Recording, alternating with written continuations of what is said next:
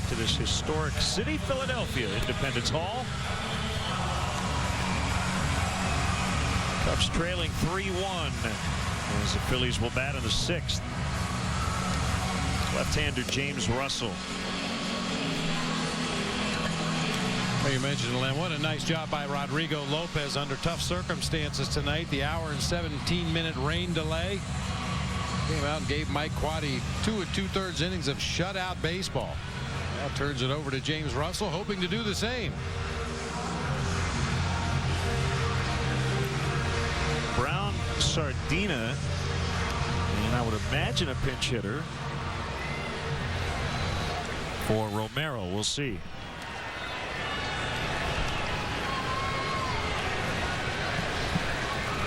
Here we go. High strike. Cardinals are leading Houston 6-1. 5-run 6th for the Cards. They are now in the 7th.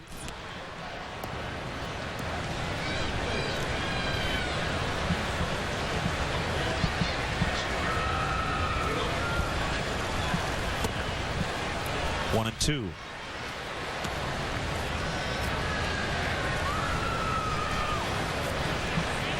Cardinals with a 1.5 game lead over Milwaukee going into action tonight. The Brewers trailing at home, believe it or not, to the Mets 4-1 as Brown strikes out.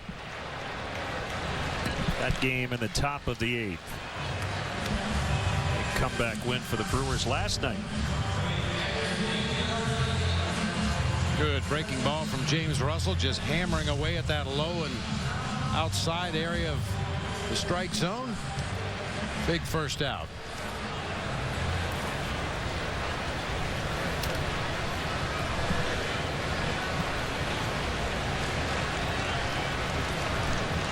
Sardina walked and scored in the 2nd and retired on a very nice play by Ramirez with the bases loaded and 2 outs in the 3rd inning. That saved at least 1, probably 2 runs. Ben Francisco, a pinch hitter, is on deck as Sardina hits it sky high to left. You don't have to hit it a ton to hit it out, but he didn't quite get it, and DeWitt makes the grab. 2 away.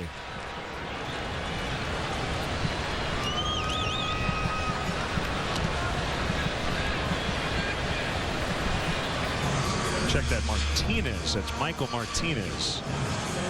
He'll take the at bat.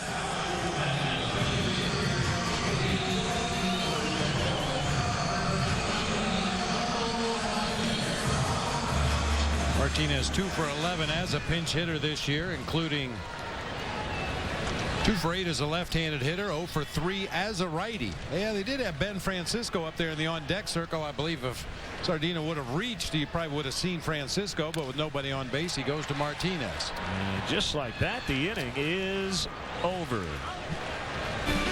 7th inning coming up, 3-1 Phillies.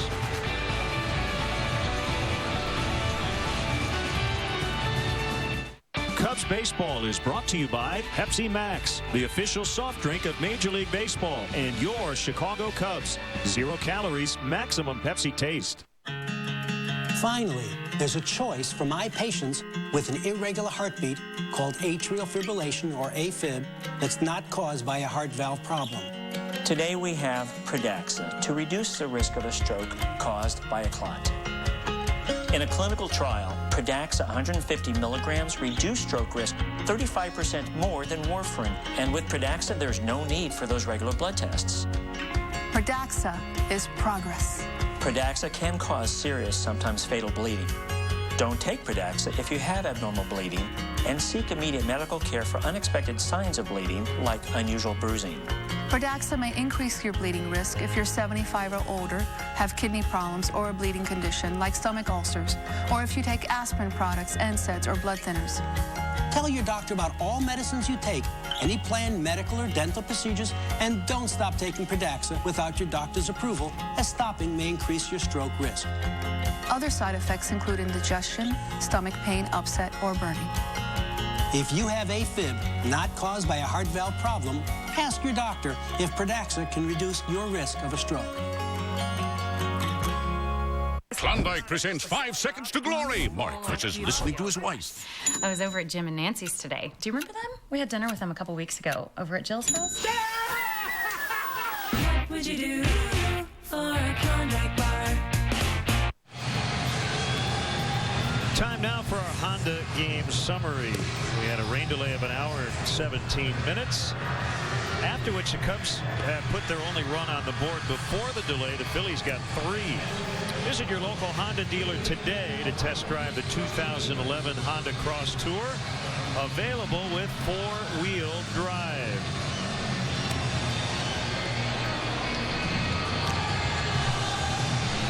Well, you mentioned a former teammate of Darwin Barney's, Michael Stutz. They were teammates at Oregon State University. He's done a nice job out of the bullpen for Charlie Manuel this year. The first 2 years of his professional career in the minor leagues, he was a starting pitcher. But the last season in Reading and Lehigh Valley both pitched out of the bullpen and finds himself doing the same thing here at the big league level. Bob, we have, I think, some cheesesteaks here. I see Tony Luke's. Beef and pork we have here. There's Darwin Barney, who once played behind Michael Stutz.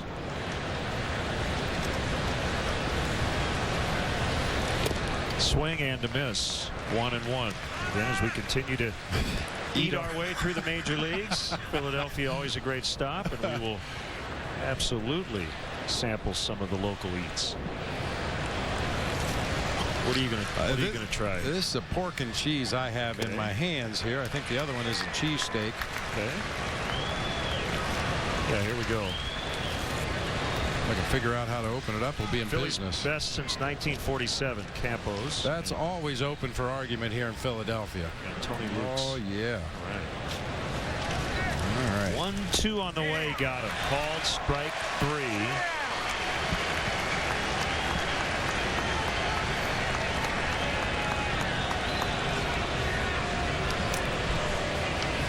All right, partner, go ahead. Well, somebody's got to do it. Take one for the team, I guess.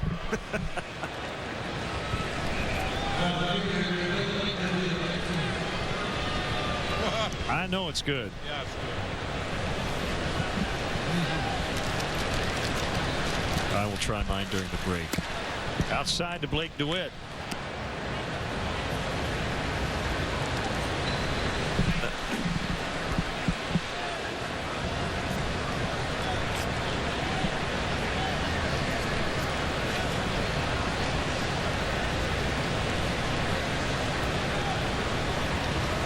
There it is.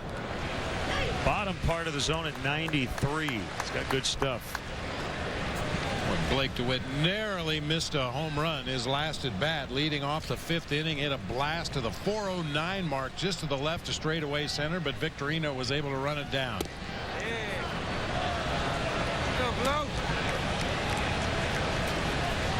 A lot of Cub fans have come here to watch the Cubs play against the Phillies, or just in general have been to Philadelphia. Be curious to find out what your favorite cheesesteak is.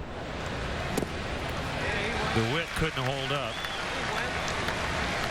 I think probably the 2 most famous are Pat's and Geno's, mostly because they're right across the street from each other over in South Philly, and you've got hardcore supporters of both. And other cheesesteaks. Oh, yeah. Lots in of the others. city. Yeah, a lot of the locals will pick a lot of other places. Bounced foul. You can send us an email, or you can post on our Facebook page. Our Twitter account up and running.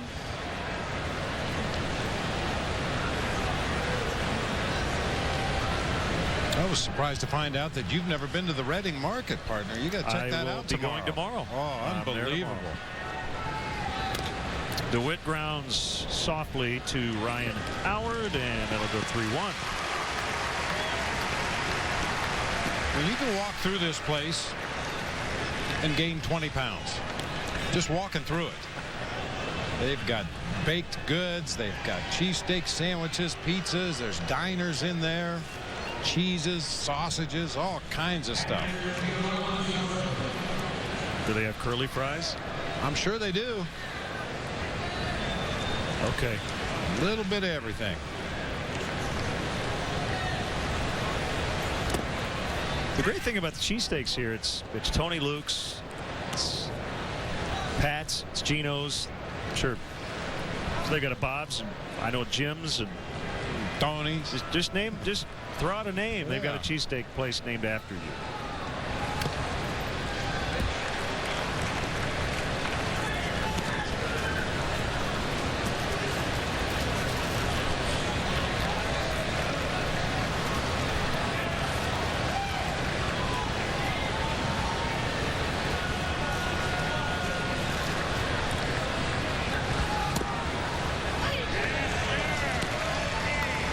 Stutz has been right around the plate throughout this inning.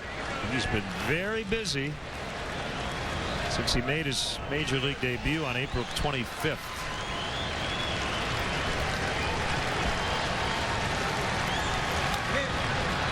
We will do it again. Better swing at a breaking ball that time. That's kind of been the go-to pitch for opposing pitchers against Gio lately. When they get to 2 strikes, drop some kind of a breaking ball on him. That time had a pretty good hack at that curveball that was right up there in the middle of the zone. So when Giovanni Soto is right, that ball gets hit real hard.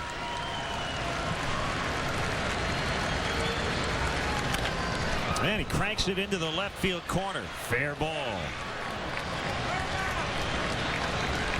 It's a double.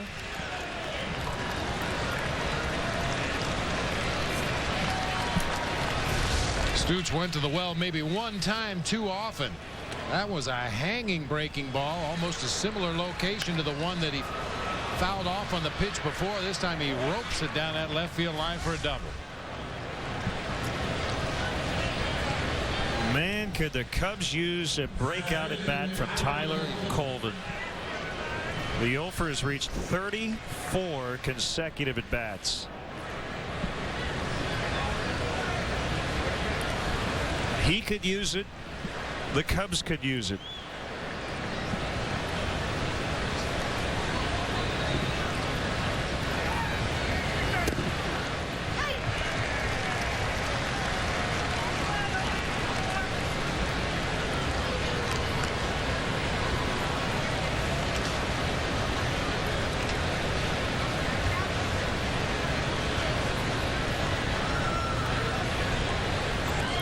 Kick in the 0-1 inside. A ball and a strike.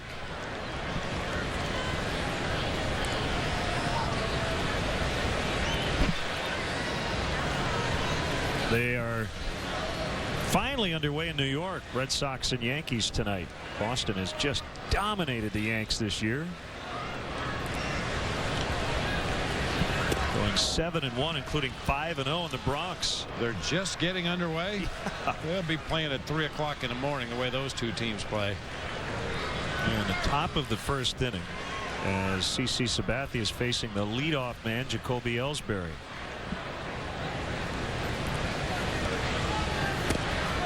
Two. That was a pitcher's strike.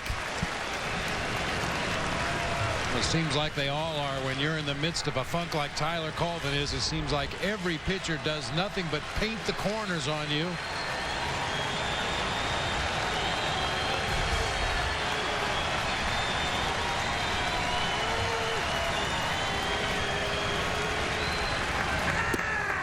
Good eye. 3-2. Russell on deck, but he won't take the at bat. Not if Colvin gets on. Quaney just does not want to tip his hand at this point. And Brad Snyder with a batting helmet on in the dugout. Payoff pitch on the way. We'll do it again. Paid crowd tonight, another sellout, 44,906.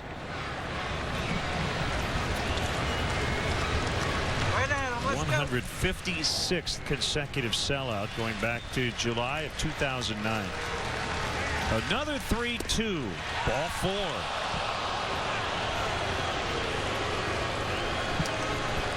And it'll be Brad Snyder.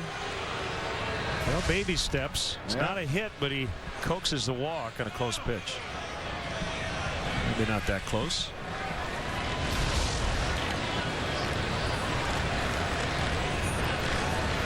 Yeah, but the reality is it was a positive at bat. You draw a base on balls. You see a lot of pitches. You lay off some tough borderline pitches to get on base. It's got to start somewhere.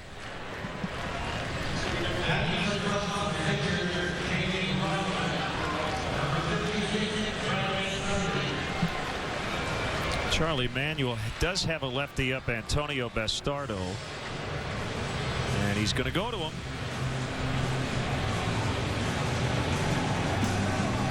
We'll be back.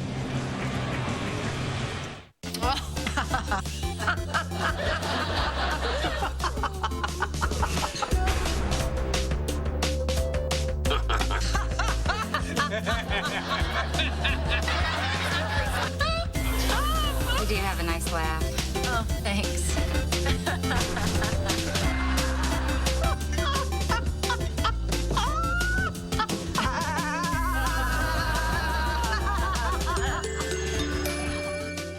Welcome back, Bud Light Port Paradise. Here we go. Anything to declare? No. What have you heard? No. Well, we were, you know. No. It just may be the best time to never talk about. Bud Light Port Paradise with 2 cruise ships, 4,000 shipmates, and 1 private island concert. Find out how to get on board at facebook.com/Bud Light. Here we go. What is that?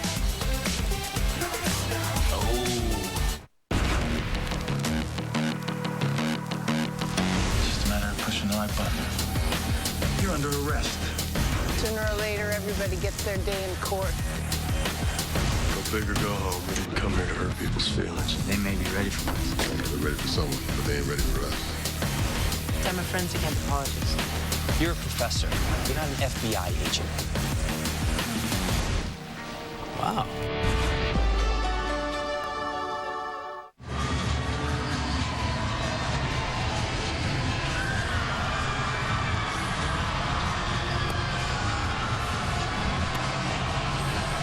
You are not looking live.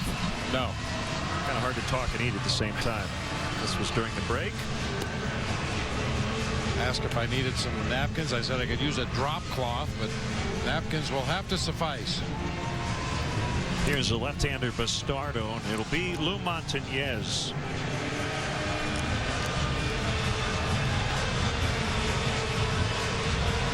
And obviously I misspoke earlier when I said that Romero was the only lefty available for Charlie Manuel, unless Bastardo just started throwing left-handed right now.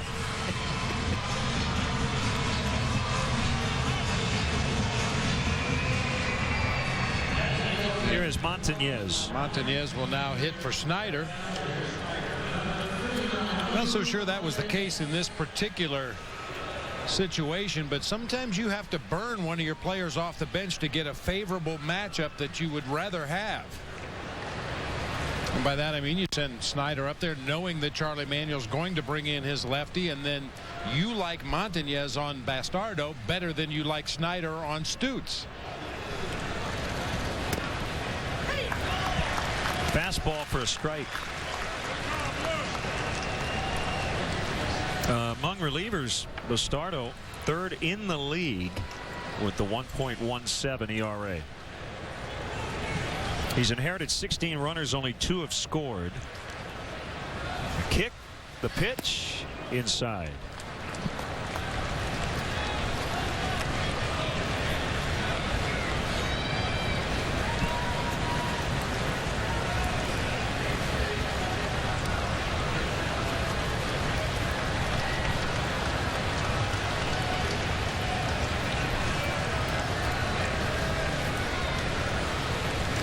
One on the way.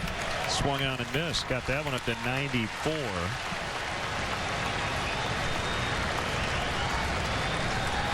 case you're wondering, Montañez has 4 career homers in the major leagues, but hasn't hit one since May of '09 with Baltimore. That was against the Yankees.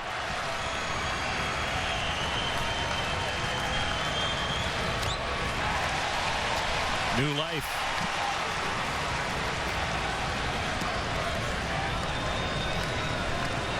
Well, a homer would be nice, but a double probably clears the bases. Soto would score easily from second base, and with Tyler Colvin's speed, 2 strikes, 2 outs. He'll be breaking as Montañez starts his swing.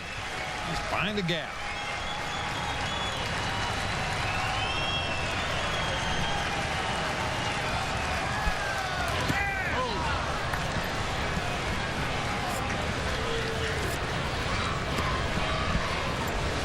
Good take that time by Montañez on a breaking ball that started at the bottom of the zone, ends up in the dirt. Yeah, with 2 strikes and 2 outs, runners at first and second, as soon as you see that bat start, you take off as a runner. It's either going to be put into play fair, it's going to be a foul ball, or a swing and a miss. Either way, you're safe as a runner to take off when he starts swinging. This time they'll take off with the pitch, considering it's 3-2 with 2 outs. Fukudome on deck.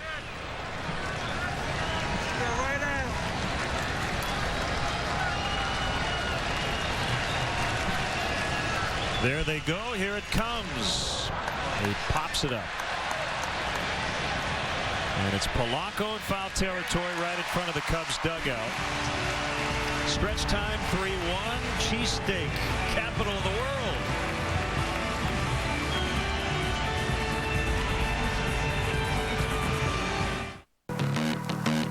It's just a matter of pushing the right button. Sooner or later, everybody gets their day in court. Go big or go home. We didn't come here to hurt people's feelings. I'm a forensic anthropologist.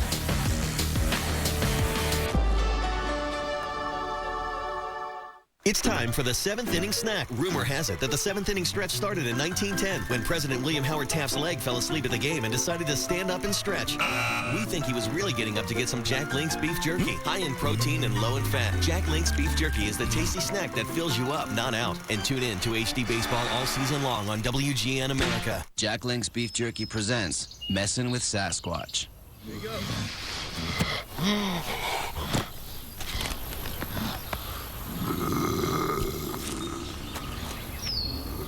Hey, big guy, you want to play with us? I'm going to put this ball right here, and you're going to give it a big old kick. Come on.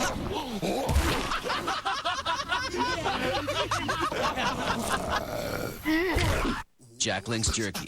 Feed your wild side. Could switching to Geico really save you 15% or more on car insurance? What, do you live under a rock?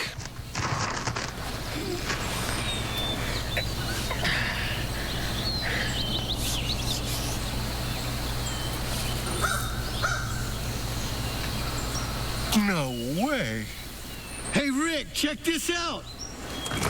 Geico. 15 minutes could save you 15% or more on car insurance. Beep, and a net will appear. Who's a net?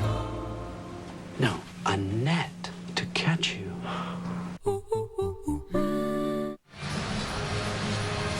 Let's take a look at our BMW Ultimate Drive. Jimmy Rollins of Randy Wells. 3-run homer. And that's all the Phillies have done offensively, but it's enough for a 2-run lead here late. It's brought to you by your Chicagoland and Northwest Indiana BMW dealers. BMW, the ultimate driving machine.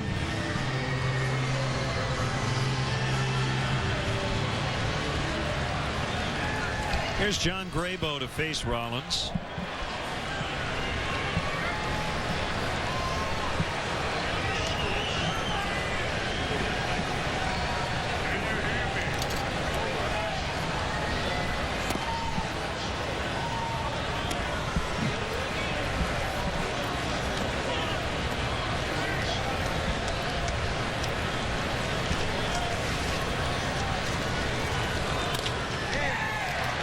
Line shot that's caught by DeWitt.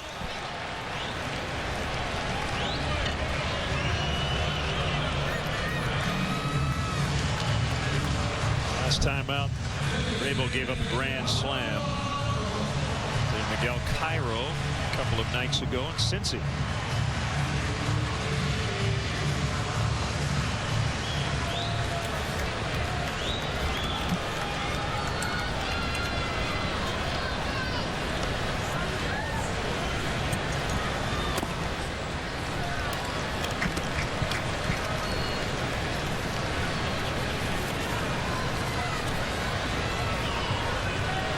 Ramirez even with a bag at third.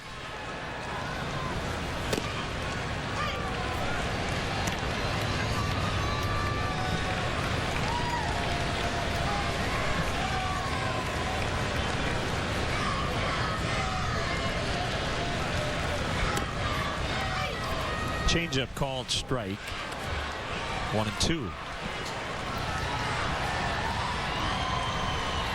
Reds are in San Francisco for the weekend.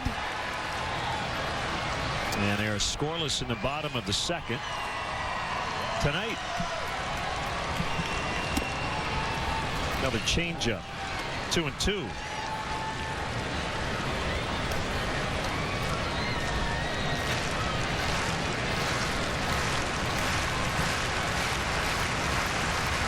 Madison Bumgarner for the Giants. Johnny Cueto for the Reds tonight.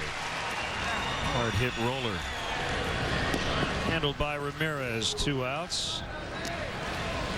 So a former Philly, current Cub, bouncing around the visitors clubhouse today. As you know, Marlon Byrd cannot wait to get back off the disabled list. Still some swelling and bruising around that left eye, but it looks a lot better than it did. Well, you're right. He is just dying to get back into action. We saw him come up the steps from the batting cage up into the visitors clubhouse. Everything he does is meant to burn off some of that excess energy. He was leaping up those steps about 4 at a time, pumping his arms, getting a workout out of going up the stairs.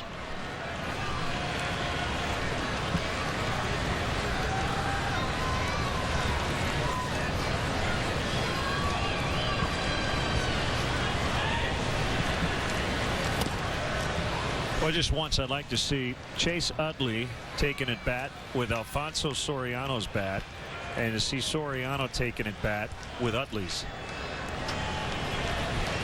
Utley's got one of the smallest bats in baseball, and we know how big Soriano's is.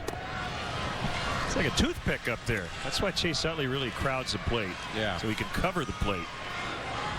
Starts out slightly open. His right foot will be slightly more open, but as the pitch is delivered, he'll close up and even stride toward the plate a little bit, really covering it. Quick on pitches inside and can cover the outside corner as well because he's so close to the plate.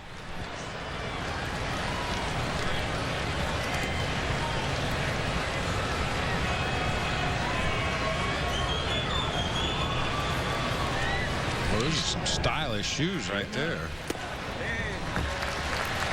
He draws a 2-out walk.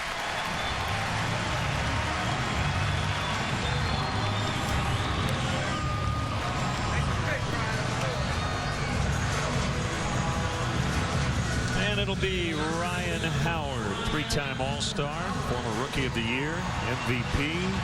He's won just about every award you can win. Has led the majors in home runs twice, in RBIs 3 times.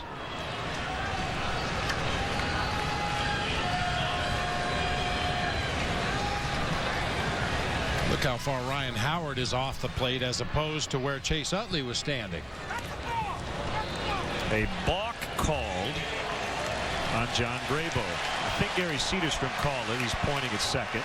And no argument from Grabo.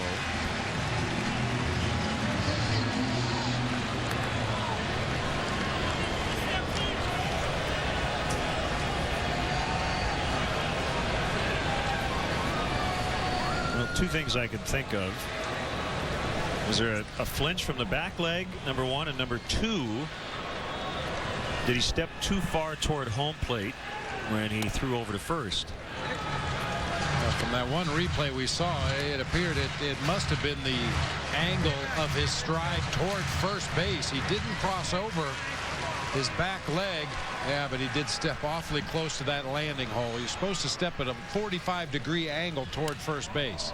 It actually looked like it was fielded Culbreth who saw it from home plate. You've got 45 degrees. Basically, you've got to step more toward first than to home, which is fairly subjective with the naked eye. Or the dressed eye. Correct. Yeah, he owns Ryan Howard so far in his career. Don Grabo has held him to an 0 for 8 with 3 strikeouts.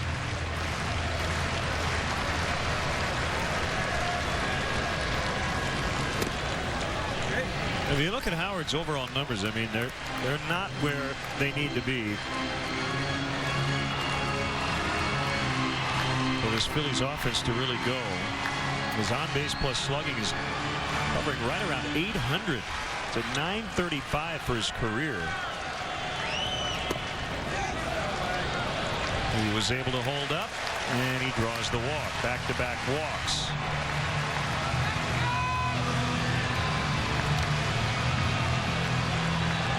Seems vaguely familiar to a statement we made going into St. Louis about Albert Pujols and his production for the Cardinals this year, but he rather quickly turned that around against the Cubs and has stayed hot. Hopefully Ryan Howard won't heat up until after we're long gone. You know, I think this is one of those visits, Bob, where Mike Quaddy just saying you got to throw strikes here. Let's go, guys. Nobody up in the bullpen.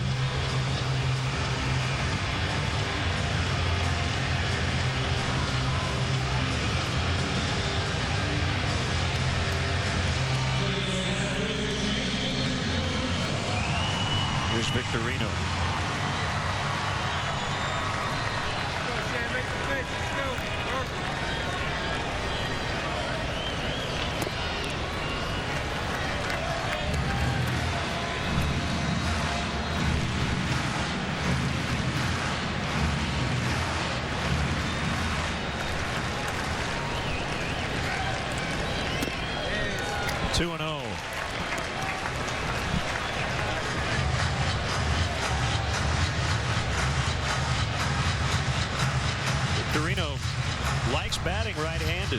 He's hit just under 300 in his career and has slugged about 500 right-handed. Yeah, 389 hitter this year as a right-handed batter with 4 home runs in 36 at-bats. Yeah, he has over 2,000 at-bats left-handed, 832 right-handed, and he only has 8 more homers from the left side. Or at least against right-handers. I'm assuming one of those home runs was right-handed off a knuckleballer. Could have been. Yeah.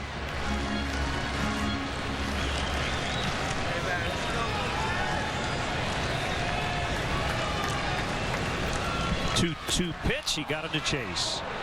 And Soto will have to throw to Pena to complete the out. We're up to the 8th inning. 3-1 Phillies in a tight one.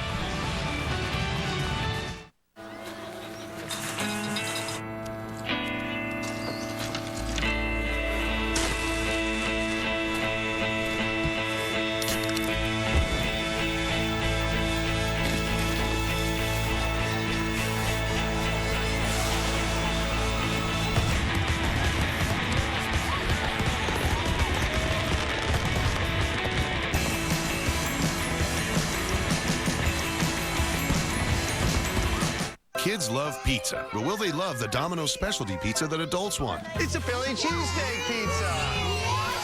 Come on, it's got peppers and onions. Try it. No. It's That's for grown-ups. What's grown up about it? This. This next one's my favorite. Cheese. Honolulu, Hawaii. No. Make everyone happy. Order any large specialty pizza and you can get a medium one-topping pizza the kids will love for only $5.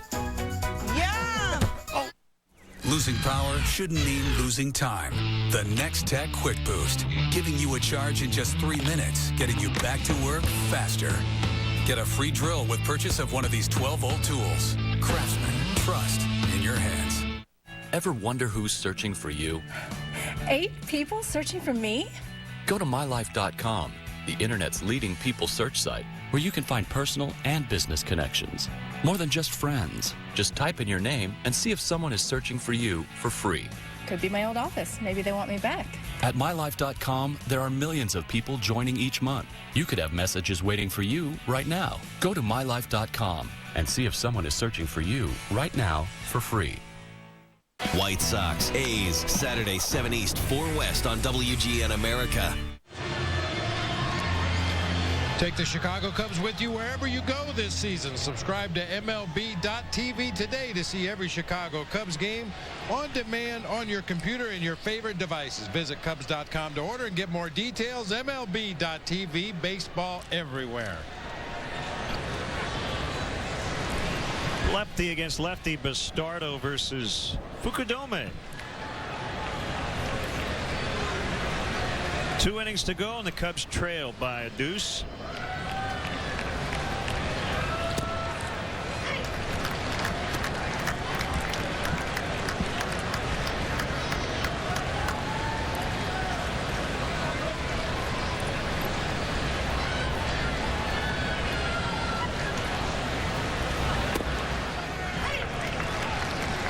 Charlie Manuel may go to veteran Jose Contreras after this at bat, with a couple righties coming up, Barney and Castro. Now, Bastardo is the only other lefty in the bullpen, so if he gets to Pena, it'll have to be a right-hander. Surrounded by Utley. And Charlie Manuel is up out of his chair, and here he comes.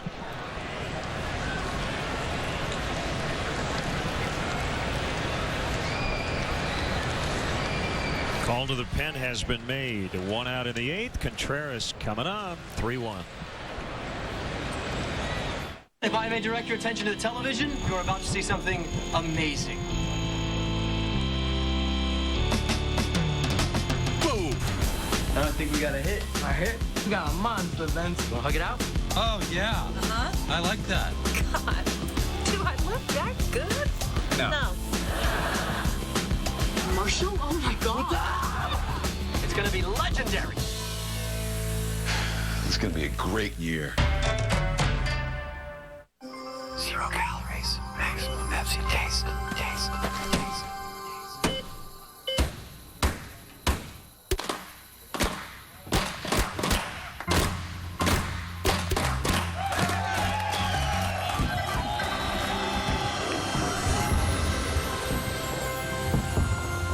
Great save, kid.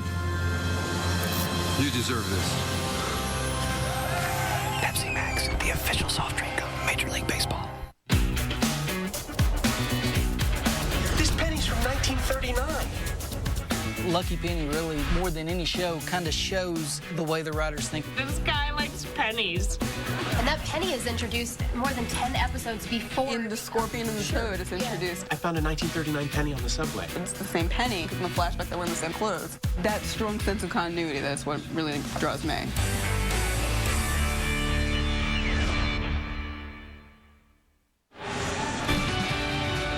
Stay tuned. The WGN News follows the game. Mark Sapelsa, Micah Mater, Tom Skilling, and Rich King are standing by. Well, hopefully they're sitting. Standing by is kind of a TV term.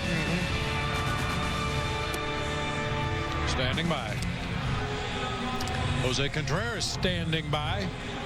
Spent some time on the DL earlier this season. He's been outstanding since returning, however. A perfect 5 for 5 in save opportunities. ERA under 1. Surrendering only 7 base hits in 11 2/3 innings pitched. He's thrown a lot more fastballs and sliders this year than in the past. He used to really rely a lot on that split finger and still has it in his back pocket, and it is a very good pitch for him, but throwing more fastballs and sliders this year than he ever has at any other year in his career. 1 out, nobody on, and it's Darwin Barney.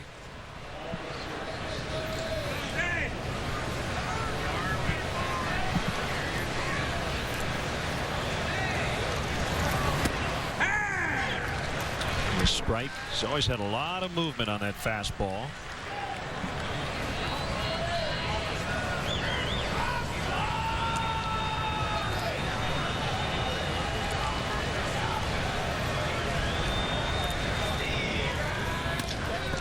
Sharply hit ground ball to Jimmy Rollins.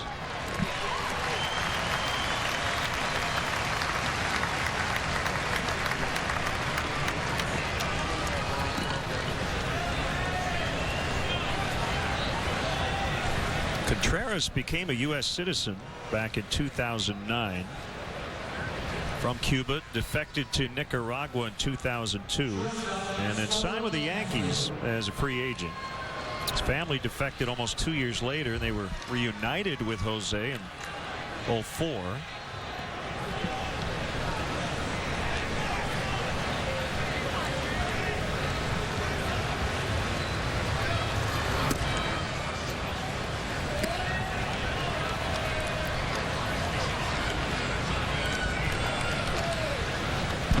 One ball, no strikes.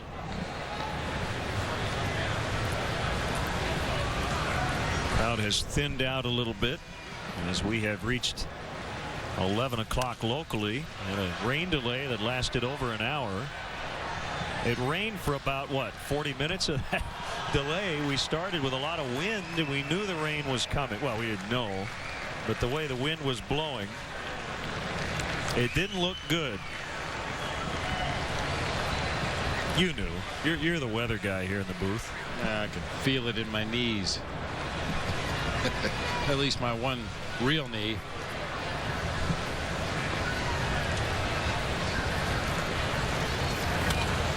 And it's funny how that works too, Len. People on our crew in the various cities that we travel to will get calls from friends and family in the outlying area saying, oh my God, it's hailing just 10 miles from the ballpark. It's headed your way. So we get a lot of our updates from the crew.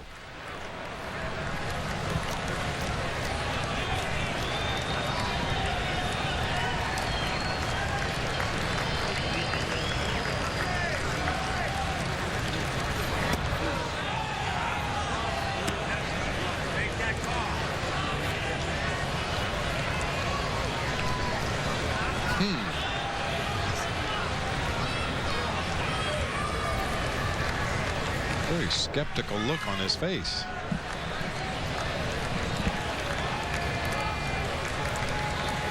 Two. That's fair. Off the glove of Polanco. It rests along the tarp, and Castro will make second. Second hit for Castro in this game. That's a 2-out double. The ball was absolutely smoked down to Polanco at third base. Looked like a hanging splitter up around the letters to Starlin Castro. Polanco, a very sure-handed defender, but that ball has blasted right by him. All he can do is get a glove on it and deflect it over near the tarp.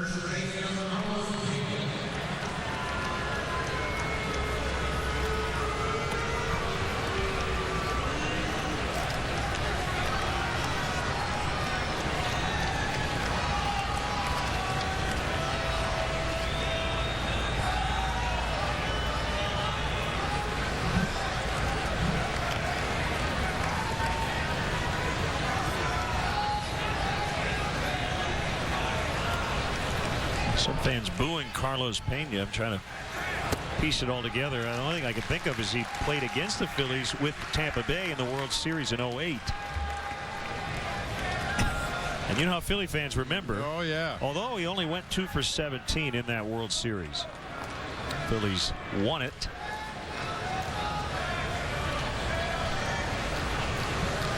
Well, right now, Mike Quaddy just hoping that Carlos Pena finds a way to extend this inning and get a Ramos Ramirez to the plate against Contreras.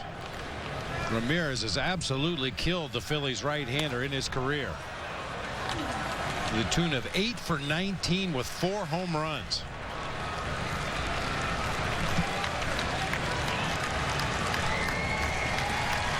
One of those matchups were against the Chicago White Sox.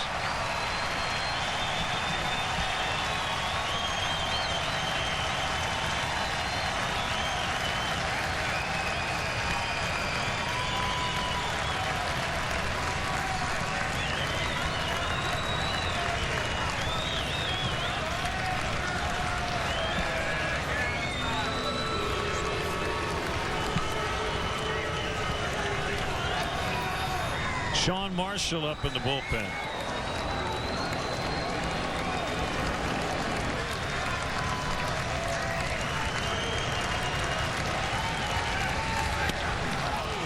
And it is fair for Pena. Castro is in. Carlos Pena on an 0-2 mistake has made it 3-2, and the tying run is in scoring position for Ramirez.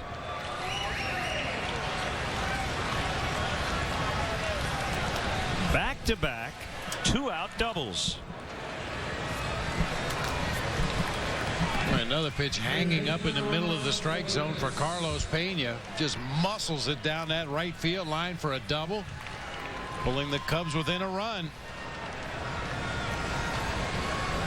Well, given the numbers I mentioned a moment ago, Ramirez against Contreras, I'd really be surprised if he gets too much good to hit in this at bat. We'll see how Contreras goes after him.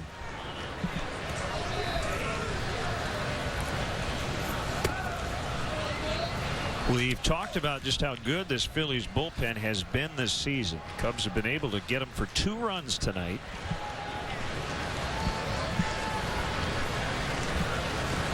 Cubs on the comeback trail again, trailing 3-0 earlier.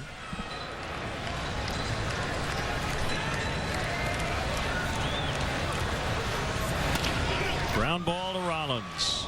This will end the inning. Cubs cut the deficit in half. It's 3-2.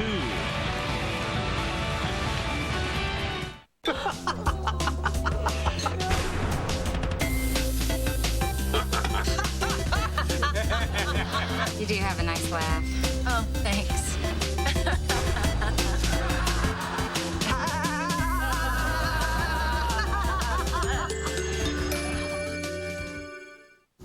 Boy, I'm glad we got Affleck, huh? Affleck?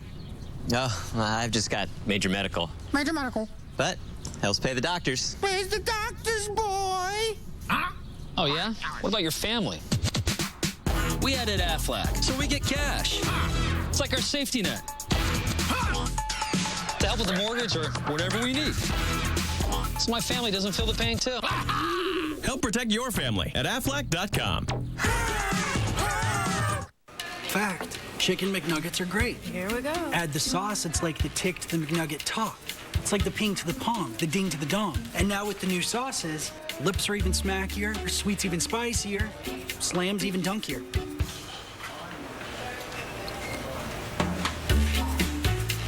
Made with white meat chicken and now new sauces. The biggest thing to happen to Chicken McNuggets since Chicken McNuggets happened. I totally heard what you're saying. The simple joy of making ooze ire. When you come to eHarmony, I can promise you, we sincerely care about you. I've worked my entire life and counseled thousands of couples to figure out what makes great relationships. And we'll bring all that experience to look out for you every step of the way. Experience the difference of a site that really cares about helping you find a wonderful relationship. Visit eHarmony today and review your compatible matches free. 3-2. Close game in the late innings. We mentioned the Phillies have been very good in 1- and 2-run decisions. John Graybo's still in there with the Cubs continuing to trail.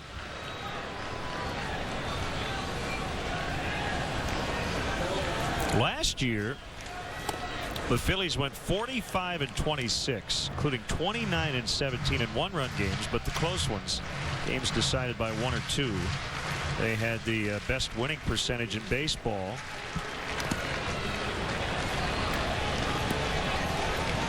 And the same deal this year.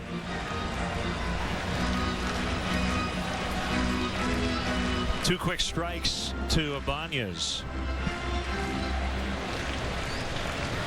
Looking ahead to the ninth, DeWitt, Soto, and Colvin due up. And they'll be against Ryan Madsen, the Philadelphia closer. He never did get up in the 8th. Thought Charlie Manuel might get him up in case Contreras continued to struggle. Graybo beats Ibanez to first base. A late start for John Graybo, but he was able to outrun Raul Ibanez to the bag, as you see Ryan Madsen warming it up. vaguely similar to Trevor Hoffman when you talk about closers, because his best pitch is a straight changeup. That's a very good fastball in the low to mid 90s. He'll mix in an occasional cut fastball, but his out pitch is a changeup.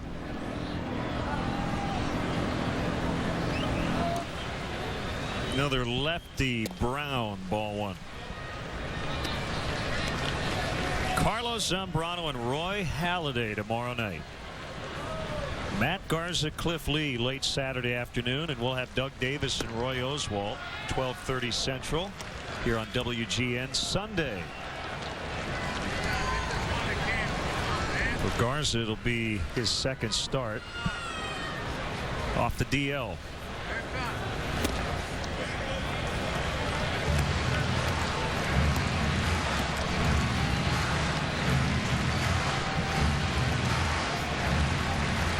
And the bullpen usually can kick up its feet, at least for the first 7 or 8 innings, when Roy Halladay starts. Colvin in center. I mean, Roy Halladay, Bob, is just, he's a freak. I mean, they call Tim Lincecum the freak. But Roy Halladay has made 13 starts, all right? 11 times he's gone at least 7. 6 times, or roughly half of his starts, he's gone 8 innings. He has 4 complete games this year and 62 in his career. He's definitely a throwback to the era when if you started the game, you were expected to finish the game.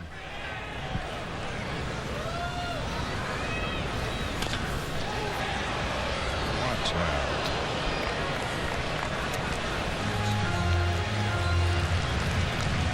Ben Francisco hitting for the catcher, Sardina.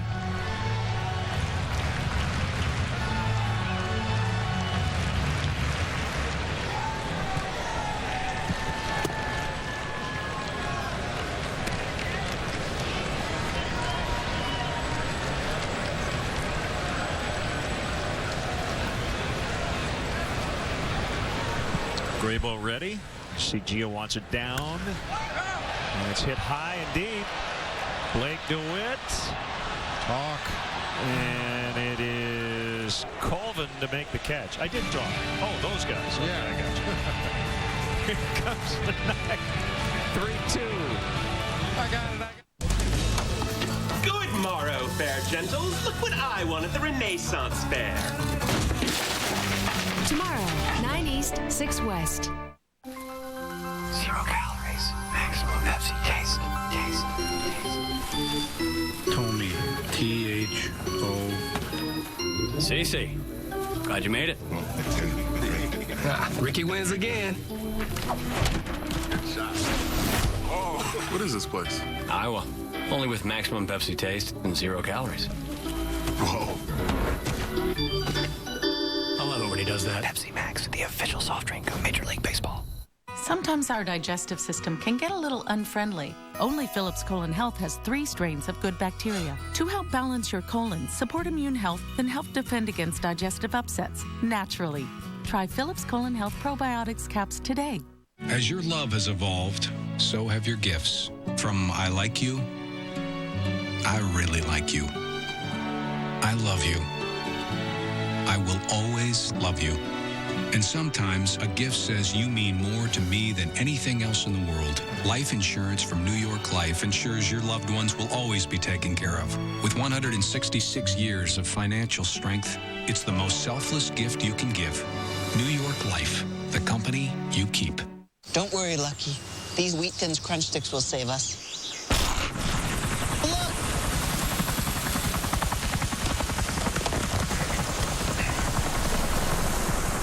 Wheat Thins Crunch Sticks. Try our new flavors.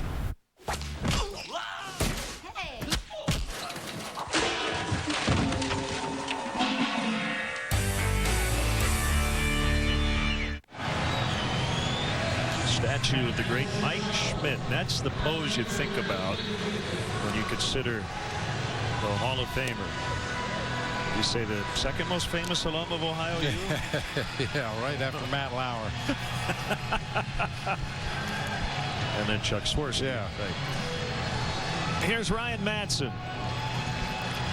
Again, the Phillies usually finish what they start in terms of you give them a save chance, they're going to get it. 20 out of 21 as a team.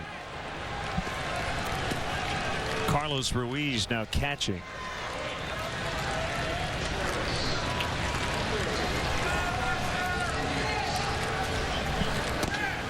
And a first pitch fastball for a strike. Yes, the biggest difference between Ryan Madson and Trevor Hoffman, as you made that comparison, is that Hoffman would come into AC/DC. Madson enters to Journey. 2 bouncer to Chase Utley. 1 away.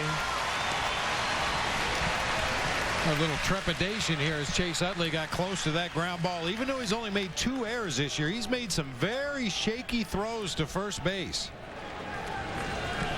You could hear the fans, especially down that first base side, gasping for air on a really routine play. Just a couple of hopper.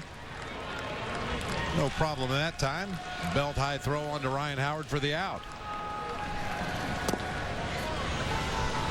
Ball 1 to Soto. A double in 3 trips. He struck out his first 2 times. Small sample size. No hits in 3 at bats against Madson.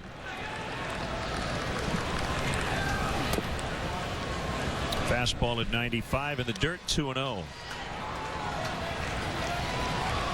Well, if Gio gets on, you can't use your fastest guy, Campana, who already pinch hit.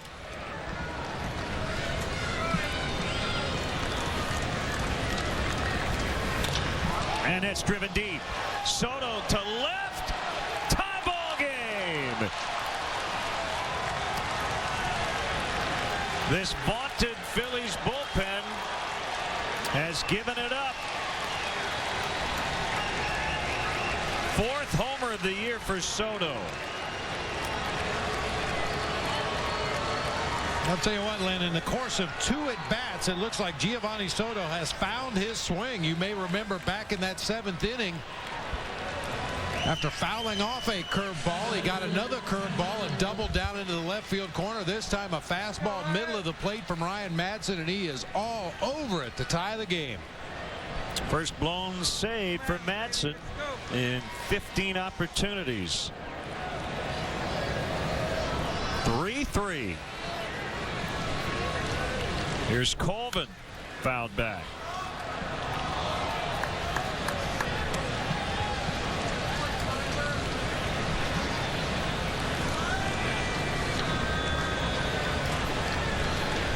First home run that Madson has surrendered this season.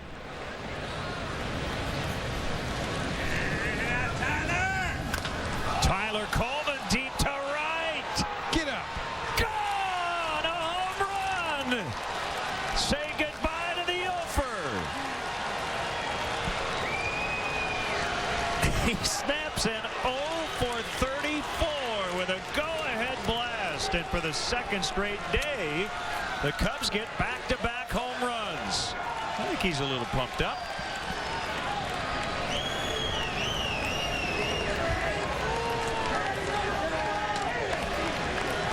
We had 2 at-bats for Tyler Colvin. You may remember his at-bat in the 7th inning when he drew a walk. Really eyeballed some close pitches. This time gets something up and out over the plate. Just over the fence out there in right field to give the Cubs a 1-run lead. Outstanding. Charlie Manuel coming out and asking Field and Culbreth, and now I think he wants to talk to Adrian Johnson about whether or not it was a home run. And again, the manager can request a video replay. I think Charlie's arguing that a fan reached over and interfered with that ball.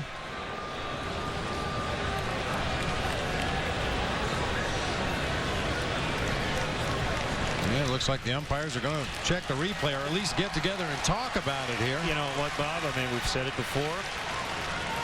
They should.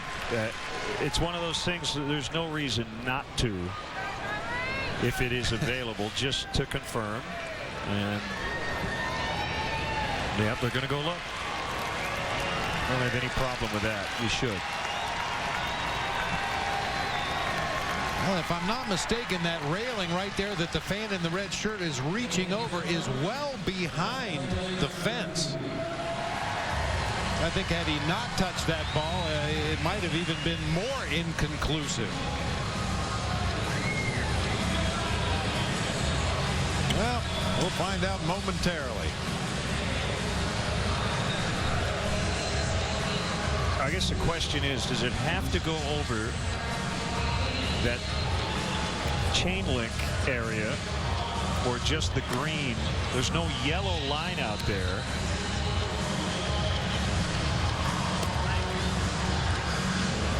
I'm assuming it's got to go over everything. I know you're going to check on the ground rules Trying here. to find the ground. Yeah. Here we go.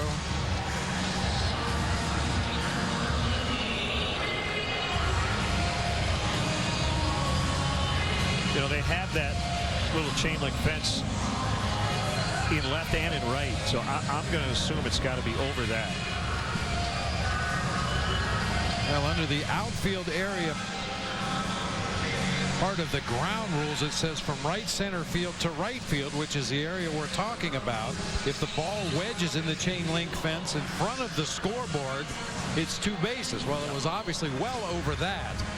If the ball strikes the fence or scoreboard and goes over the center field fence without striking the ground, it's a home run, but nothing specifically about the area above the out-of-town scoreboard.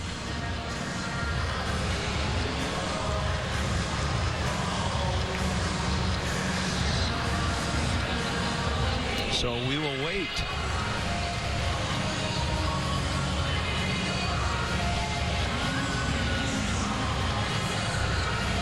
Yeah, it seems odd that there isn't a yellow line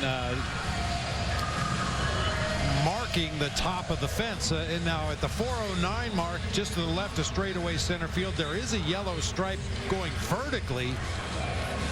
But that's the only place in the ballpark that there's a yellow line marking where the home run would be.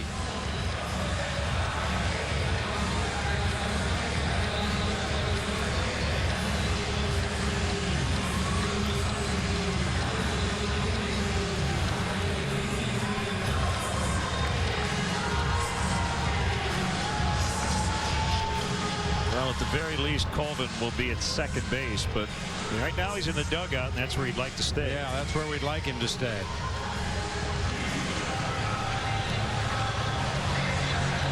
Boy, what a turn of events. 2 of the coldest hitters in the Cubs lineup offensively, with potentially back-to-back home runs in the top of the 9th inning.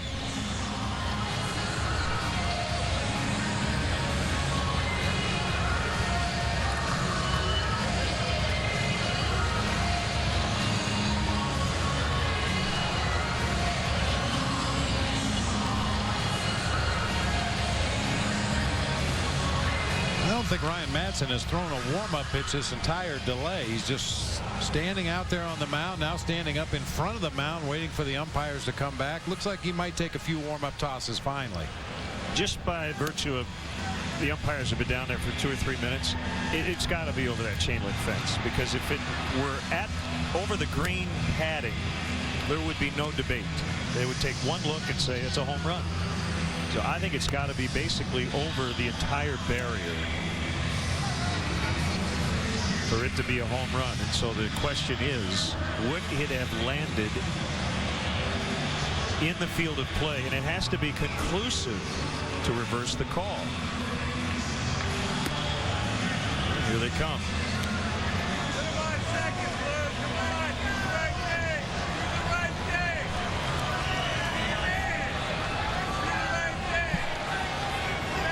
Yep. It's going to be a double. Well, we're calling both managers out, it looks like. Oh, okay. Yeah, you're right. They're calling Mike Quaddy and Charlie Manuel. I thought they were calling Colvin back to second base.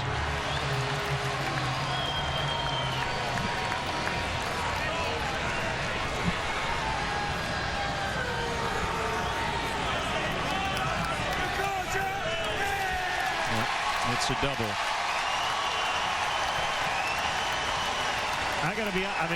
I think it's the right call.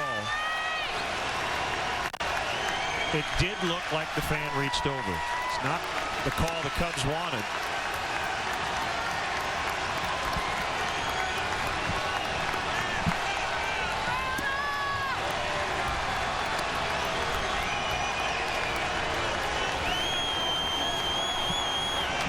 definitely down in Miami and any other new ballparks that are built in the future, they will make sure that that area above the outfield fences, that there is absolutely no question whether a ball is over the fence or not.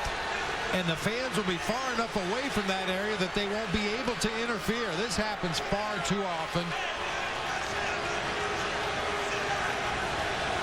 I would tend to agree with you, Len. It probably needs to leave the field of play completely, but it was very inconclusive, and the ground rules as they're written in the Phillies media guide don't make it any clearer. Oh, it's close. Yeah, you know, I can't say it's totally conclusive on that look. It sure looked like he reached over. Boy. That is.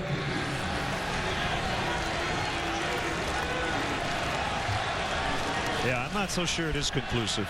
And if it's not, it should have been a home run. See, we have replay and we're still not sure. Because here's the thing. Well, you have technology, you have humans actually looking at the technology, which kind of makes it almost fundamentally subjective. Well, let's hope LeMahieu can just knock him in anyway.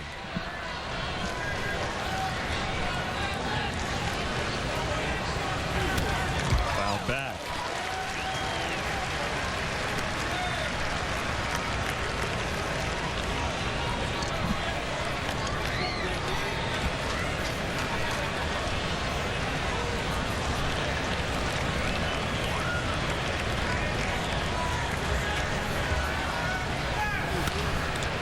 I think the other thing that kind of sticks in your craw is that it's a Phillies fan reaching over for a Cubs fly ball.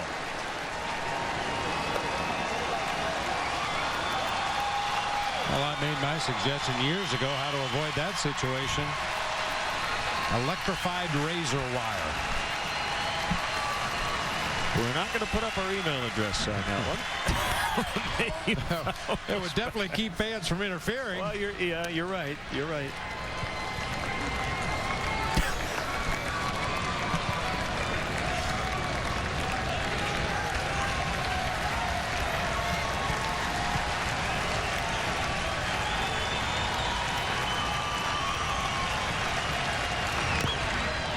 LeMahieu really giving Matson a battle.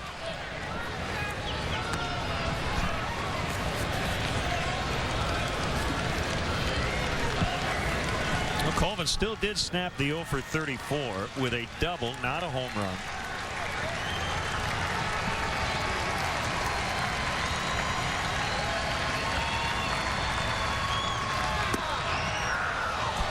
Two and two.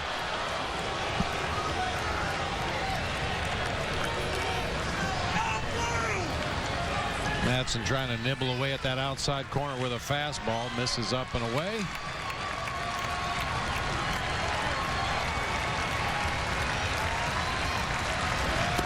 And he got him swinging for out number 2.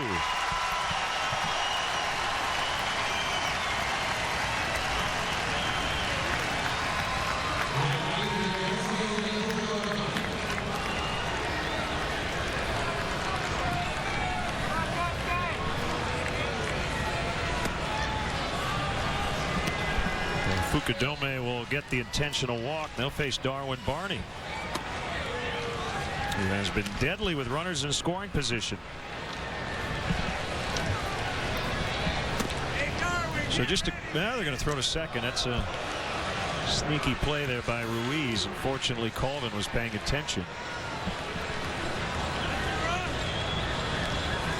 So Bob, just to clarify your position, are you saying you're not sure it was going to be a home run, but you're not sure it wasn't? Because that's kind of where I am after looking at 15 of those replays. I would have to get a clarification of the ground rules, and if the ground rule indeed says it needs to go over that fence in front of the fans, then I think it was not a home run. I think it was a double.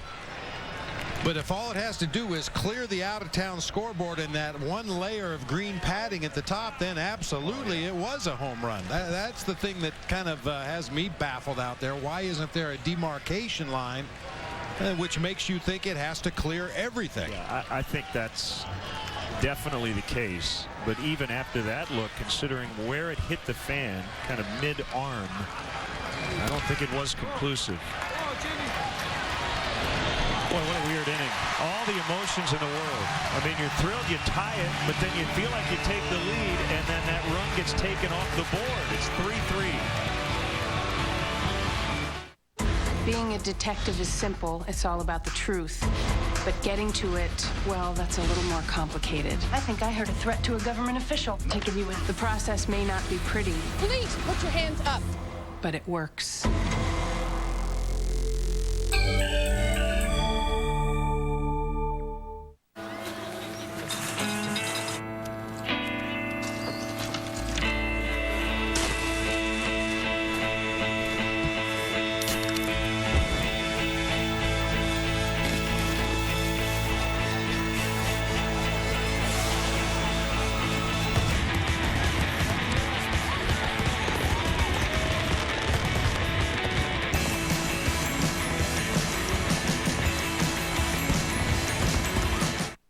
Losing power shouldn't mean losing time.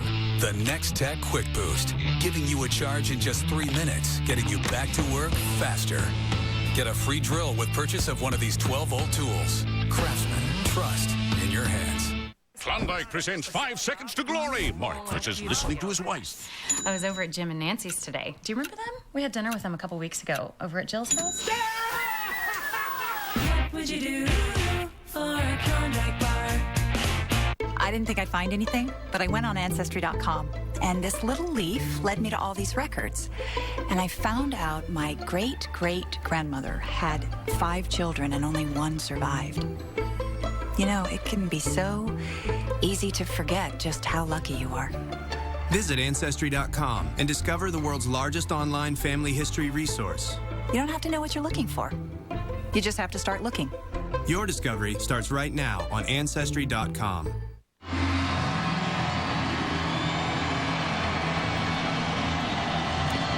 Looks familiar. Rocky. They're playing the theme song from Rocky here in the ballpark as we come back in the bottom of the ninth. And we did get clarification that the ball does have to go over everything. The chain link fence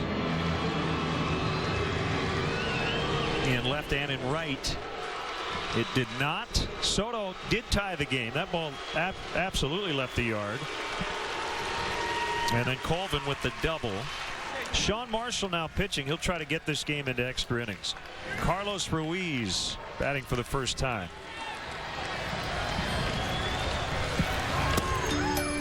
Ball 1.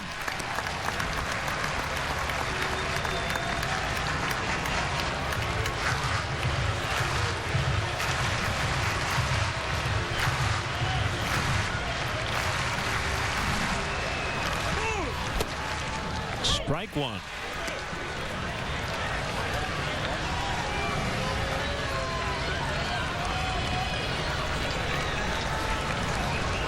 Keep in mind the Phillies have used 6 relievers in this game.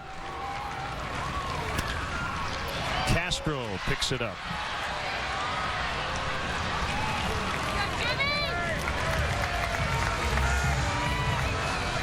Cubs now on their 4th reliever. Although I suppose, Bob, the Phillies have a secret weapon named Wilson Valdez. Pitched the 19th against the Reds a couple of weeks back and got the win. Now, Wilson Valdez came in and pitched in an emergency situation and actually was pretty darn good. Was throwing an 88, 89 mile an hour sinking fastball. Threw a clean inning of relief. Did hit one batter, but did not give up a hit. Did not walk a man.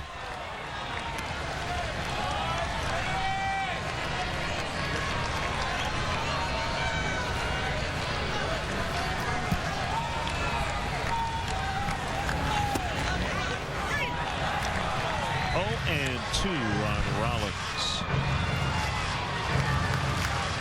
Stay there, Jimmy. Let's go.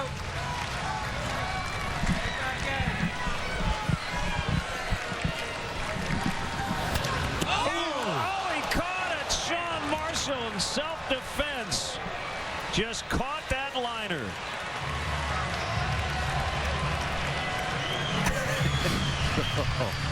They can smile about it now. Man, scary, scary moment. That was right at his head. Right at his head.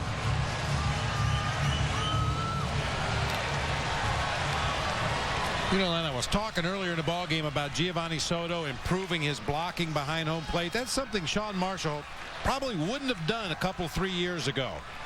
He used to be in horrible fielding position after he released the ball, but that time, fortunately, was ready for that rocket right back at him.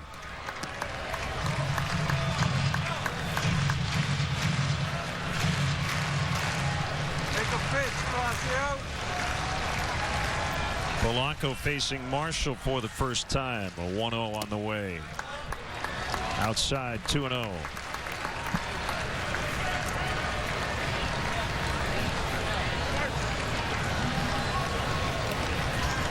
After Madsen, right-hander David Herndon is the only guy in the bullpen still available. I think he's standing up on the mound watching in the pen.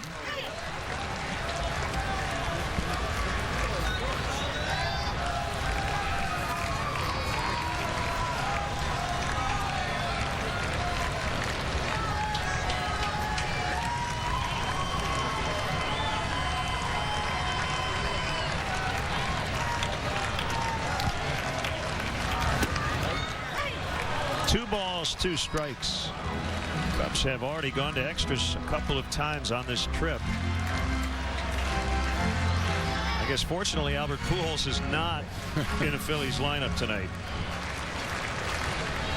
Go right back at him. Let's go.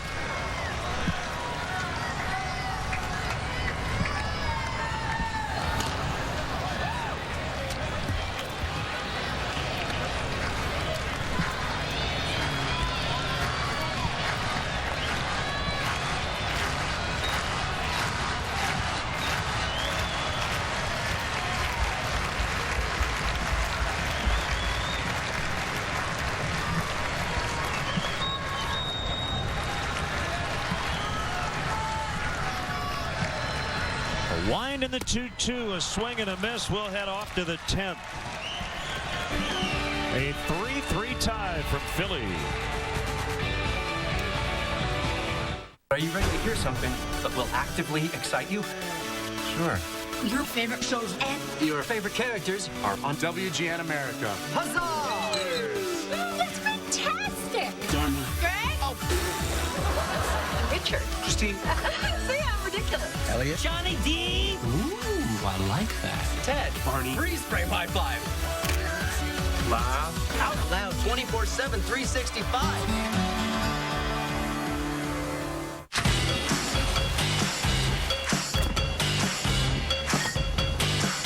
When you're looking for a twist, crack open a Bud Light line. It's a fraction of the whole, but it's hard to control. The great taste of Bud Light with a twist. Bud Light Lime. All the refreshment of Bud Light with a splash of 100% natural lime flavor. Bud Light Lime. It's Bud Light with a twist. Ari Gold is a devoted husband. Don't you have to go home to your wife? I got till 2. A loving father. Shut up, Daddy. I'm so embarrassing. Shut up, Daddy. She's really a woman now. A dedicated agent. All right, I'll rep you. As well as best friend. Hell! 2 office suppliers. Ari, that's a rental? Ari Gold. He's got the motor to silver.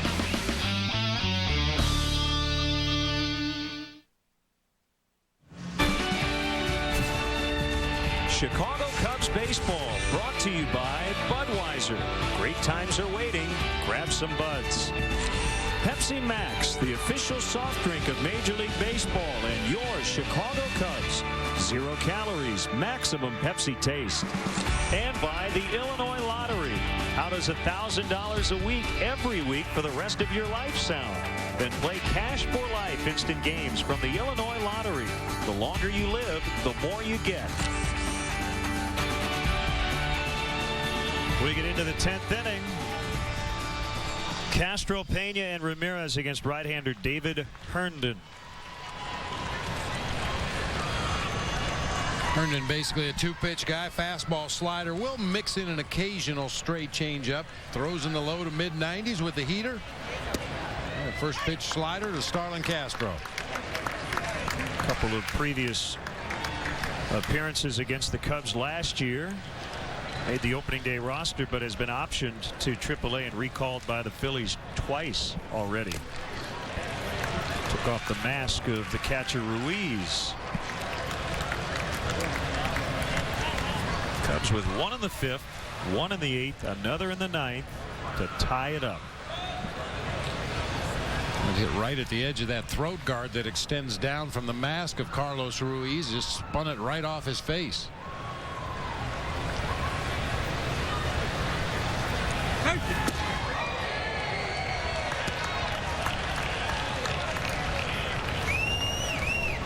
Other finals: Cardinals 9, Astros 2 in Houston.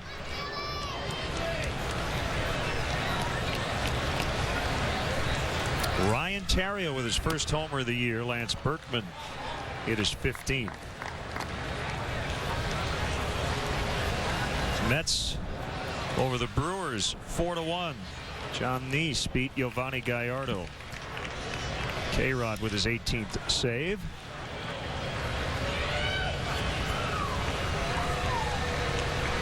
Just 4 hits for Milwaukee. That's yanked foul. White Sox over Oakland 9-4, and Bob Melvin's Oakland managerial debut, and that's the A's 10th consecutive loss. Mark Burley over Trevor Cahill. Adam Dunn hitting just 178, but he hit his 6th home run. Paul Konerko with his 15th. Dominic Brown with a catch. Castro retired.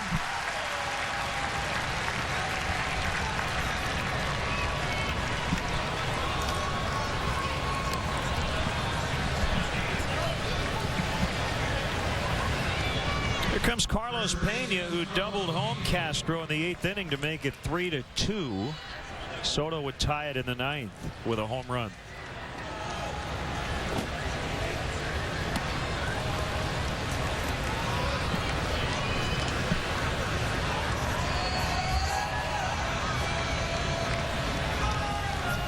Minnesota edged Texas 5-4.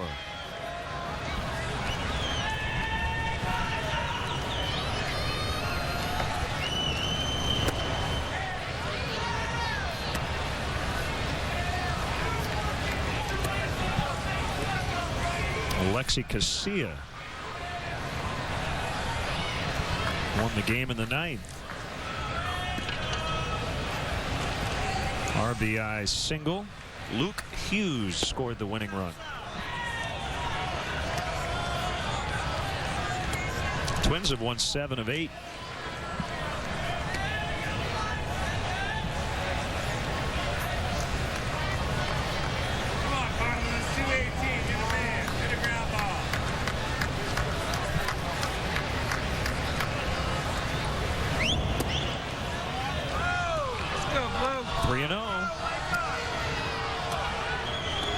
The crowd has thinned out considerably, and that sometimes can be dangerous. In terms of the language here in Philadelphia, as the fans are letting the home plate umpire Fieldon Culbreth hear about it. Got to believe Carlos Pena has a green light here on this 3-0 pitch if he gets something to his liking. All breaking pitches so far from Herndon in this at bat.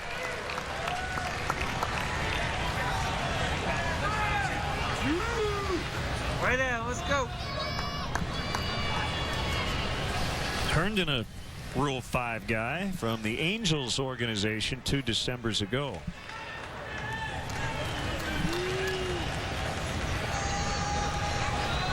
Gets the sign from Ruiz, and the offering. He went. Pena just discarded his bat as the call was being made by Alan Porter at third base. 3-2.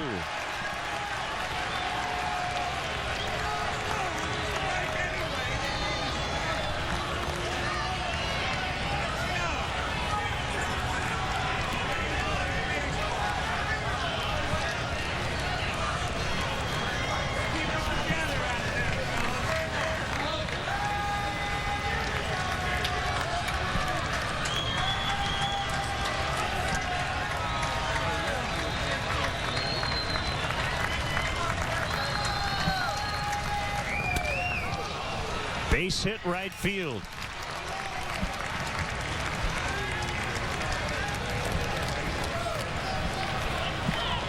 Well, if you're thinking about a possible pinch runner, forget it.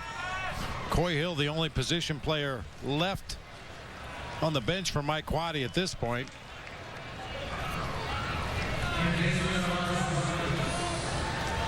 Ramirez is 1 out of 4. The hit came way back in the second. He was thrown out trying to stretch it to a double.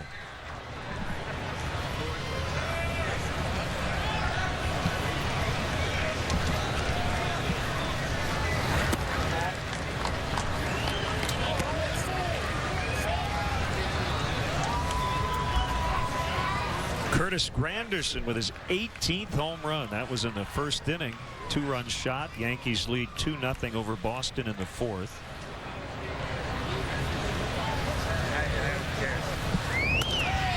Fly ball to right. Brown coming over into the corner. He's going to slide, and the ball actually never got to him.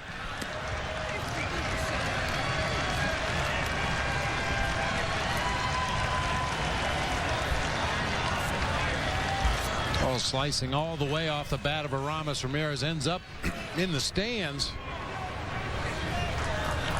Where the rule of thumb in a tie ball game late is make them beat you to the opposite field. Looked like Hearn is just going to try to stay away from Ramirez in this at bat. There's a change up, down, and in. Rami swings right over the top.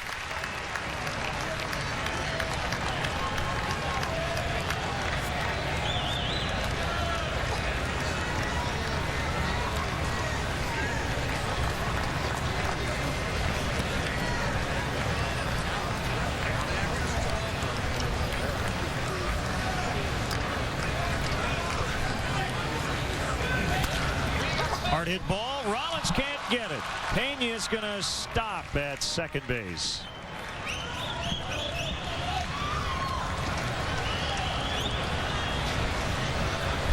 Cubs are threatening 2 on, only 1 out for Blake DeWitt.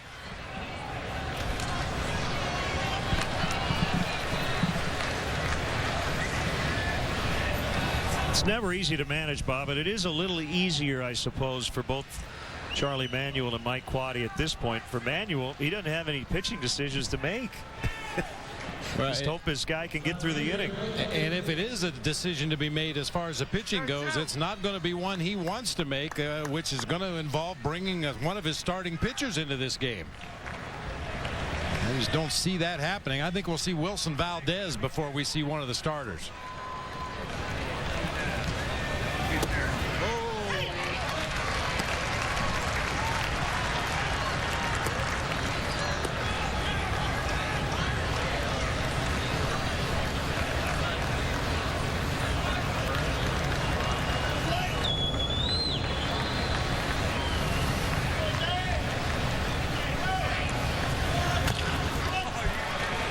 Utley barehands it and throws to first late.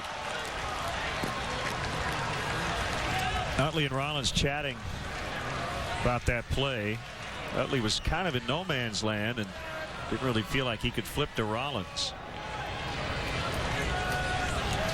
2 outs.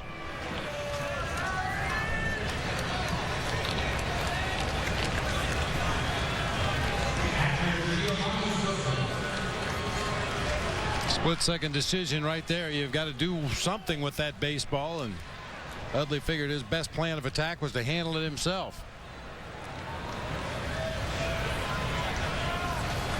We're in extras because of Soto's home run in the 9th off the closer Matson.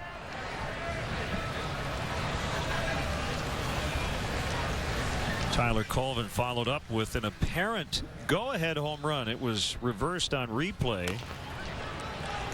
Fan interfered with a ball. Colvin was credited with a double. And we are now in extras.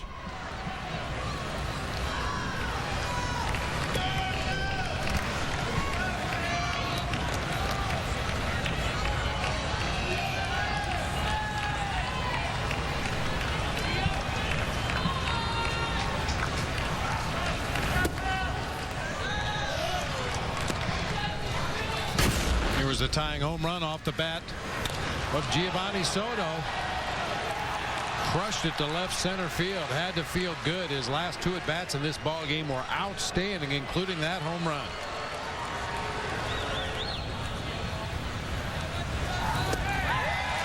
Two and two. Just looking at Herndon's game logs. Most he's gone in the big leagues this year, 2 1/3. Fans are up. And he only pitched in relief at AAA. Got him. Freezes him on a fastball to end the inning. Cubs leave the go-ahead run at third. They strand 2 overall in the 10th. It's 3-3.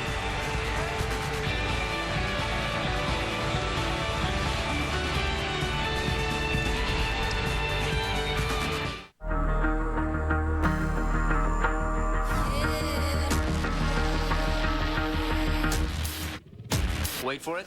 Boom.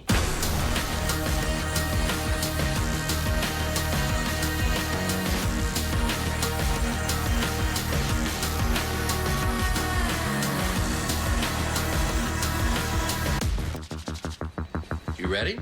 I see the face of America, and it is divine. 0 calories. Maximum Pepsi taste. Tommy. T-H-O. CC. Glad you made it. Ricky wins again. Oh, what is this place? Iowa. Only with maximum Pepsi taste and 0 calories. Whoa.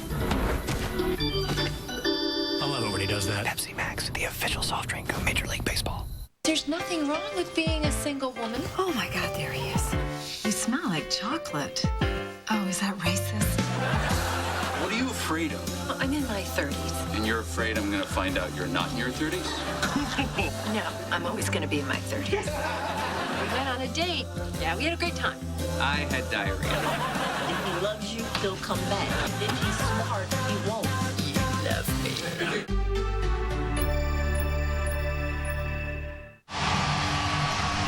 We go to the bottom of the 10th. Sean Marshall worked a quick 1-2-3-9. He'll face Utley and Howard both from the left side, and then Shane Victorino, switch hitter, will bat right-handed.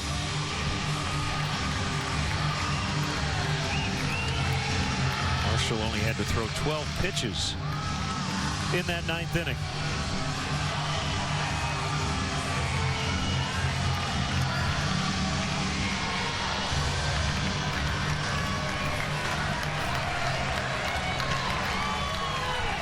Chase Utley has singled, fly to the warning track, grounded out, and walked. Tell you, there's more energy in this crowd than there had been really the entire game, especially after the rain delay. You often hear, situations like this, the diehards are the ones who hang to the bitter end, and they've made some noise.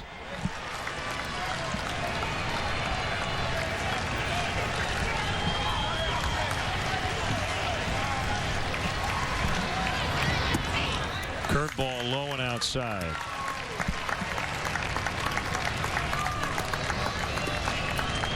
Take a pitch, let's go.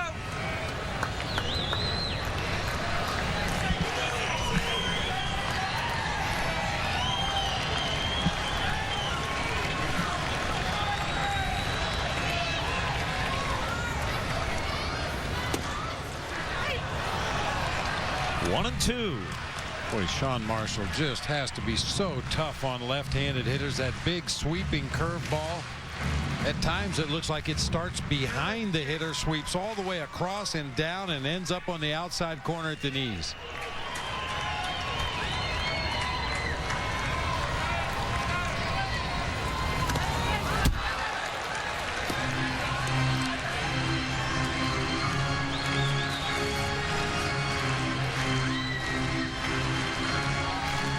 Rockies got 5 in the bottom of the 7th to take an 8-7 lead over the Dodgers in Denver.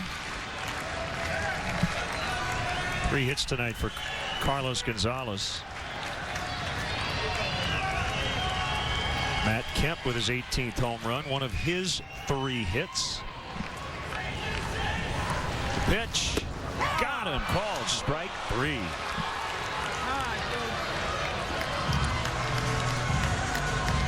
Just a steady diet of breaking balls from Sean Marshall. You get a little concerned a veteran hitter like Chase Utley might time one of those up, but he just could not hang in there with that big breaking ball. Sean drops it right at the top of the strike zone for a called strike 3. They overshift against Howard, who in the 5th inning grounded out to shallow right where Darwin Barney's standing.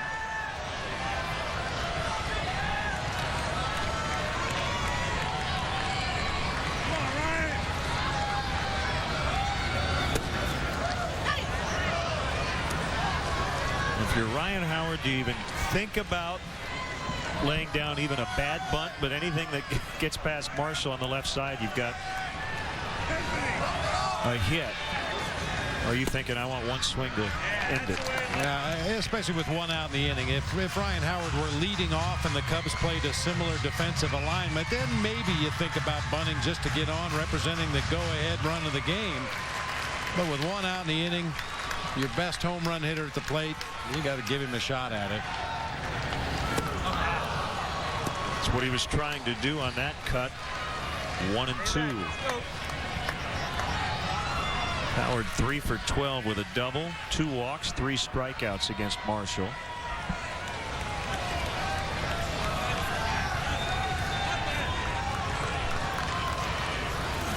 Swing and a miss. 3 consecutive strikeouts for the lefty going back to the ninth. I mean, we've seen Sean Marshall throw that breaking ball in his career here with the Cubs. I don't know if we've seen it better than we've seen it in the first 2 hitters of this inning. He made 2 really good hitters look bad up there. Might we be saying in a month or so, all-star left-hander Sean Marshall? I'll tell you what, his numbers would justify it. And if you're picking an all-star team or picking the pitchers for an all-star team and you need a left-handed specialist to come in there late in the ball game and face a tough left-handed hitter, I can't think of anybody I'd rather have out there than Sean Marshall.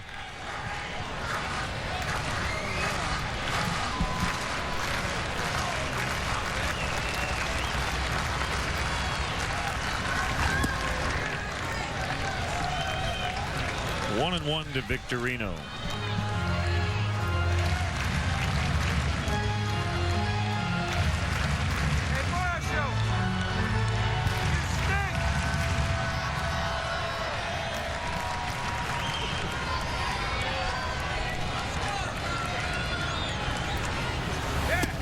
Outside, it's 2 and 1.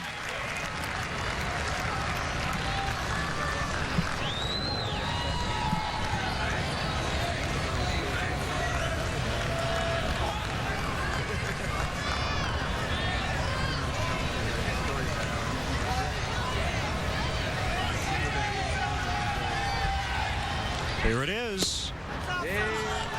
Just off the corner.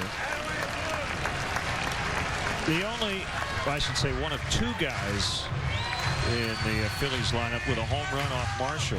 Raul Ibanez on deck. Rollins has taken Marshall deep once as well. Here comes a 3-1. And Victorino is on.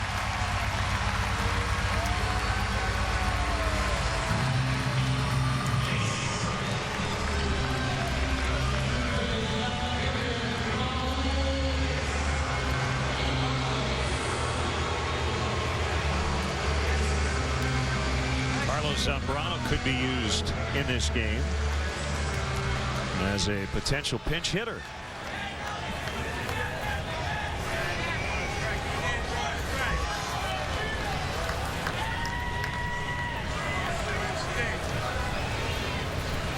Victorino was off of first by about a step. He's getting his running gloves on. 9 out of 10 on the season in stolen base attempts for Shane Victorino.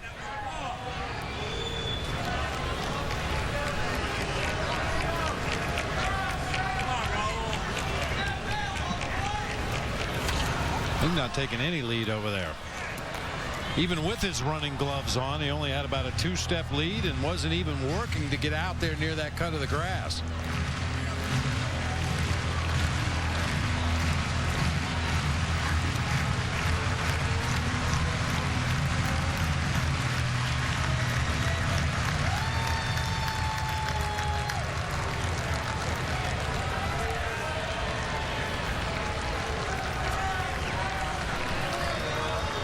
The 3-3 tie in the 10th. 2 down, runner at first. Marshall's 0-1 pitch. Inside.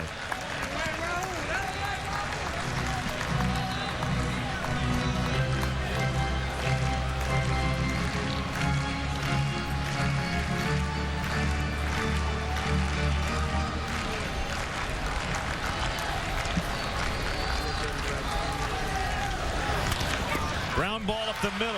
Castro fields. He's going to throw to first, and Pena got it, but he was off the bag. Actually, he didn't get it. And Victorino all the way to third. They're at the corners. Boy, Bob, that's a great play by Pena just to keep that ball from getting behind him. If it does at all, the game ends. Yeah, at some point you have to concede that we're not going to get this out at first base. I cannot let this ball get by me. Shane Victorino, even after the abbreviated lead at first base, uses his speed to turn the corner there at second base. Yeah, if that ball gets by Pena all the way over against the facing of that first base dugout, this ball game is over. Boy, he reached behind himself to make a great save. It was almost like a hockey save. Watch how far behind that line. Oh, snow cone and everything.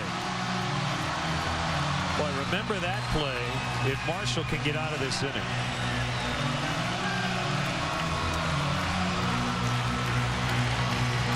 Quick strategy meeting on the mound to decide what the Cubs want to do in the event that Raul Ibanez tries to steal second base, get hung up in a run down, maybe try to steal a run in some way, shape, or form. The other question, Bob, you've got Herndon on deck, the last guy out of the bullpen. Now you've got Brown, a left-handed hitter, at the plate. But what it does give you is an option. Well, and it would definitely force Charlie Manuel's hand whether he's going to send Herndon up there to take the at-bat. He pretty much has to at this point, you would think. Yeah, but they're going to walk him. They're going to make that decision.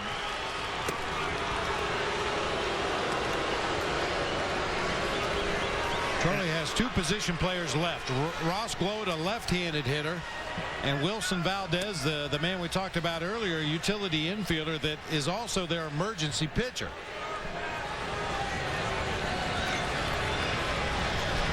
Well, we'll find out. I mean, it's got to be Herndon.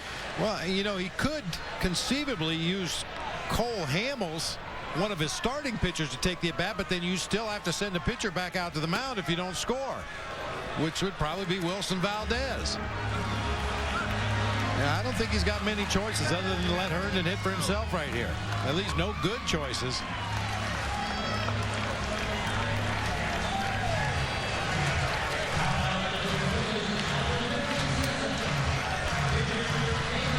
So Mike Quaddy forces his hand.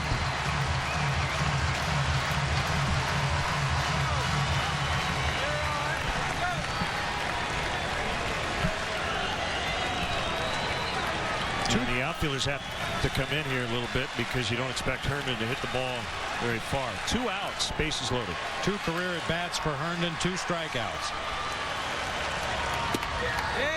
Essentially with the outfielders, what you're doing is if Herndon gets a hold of one, which is highly unlikely, he could hit one over somebody's head, but the last thing you want is to lose the game on a blooper, on a mistake. And he's more likely to bloop one than he is to hit one over your head. Yep. Marshall's 1-0 is a strike.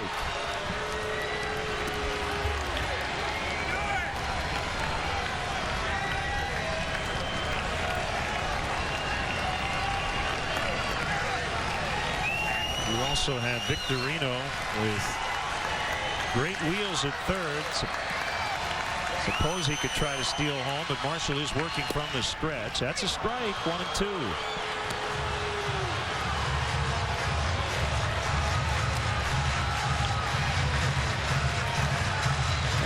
Sean Marshall paying too much attention to the base runners, but just be aware if something happens.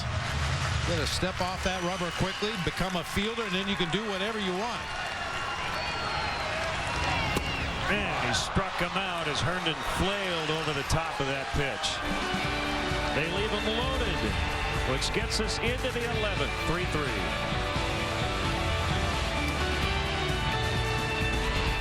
And I'm 30 more minutes. This place will be indestructible. okay. I'm psyched about this. Really? Really? Only one of us was supposed to come, but here we are. I want to thank you for putting me up on the board. And up we go. It's insane. I know. She seems to love it.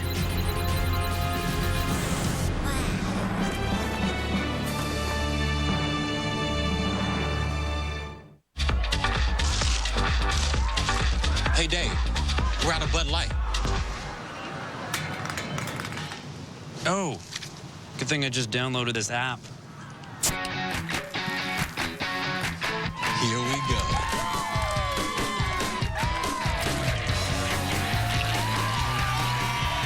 It's the sure sign of a good time. Just right taste of Bud Light. Here we go. Nice app. I gotta get a new phone. Adrian Monk. I'm told you're germophobic, afraid of the dark, heights, crowds, and milk. So that's the famous Adrian Monk? What a time to be me. He's kind of a head case. Did you see that? It was a two-hander. With a knack for solving the hard-to-crack cases. Maybe we can solve it together, huh? Yeah, sure, great. It's a nutty world. Monk. Did you hear that? Tonight. It's the bomb. On WGN America. Late night in Philadelphia. Cubs playing their third extra inning affair of this road trip. A 3-3 tie in the 11th.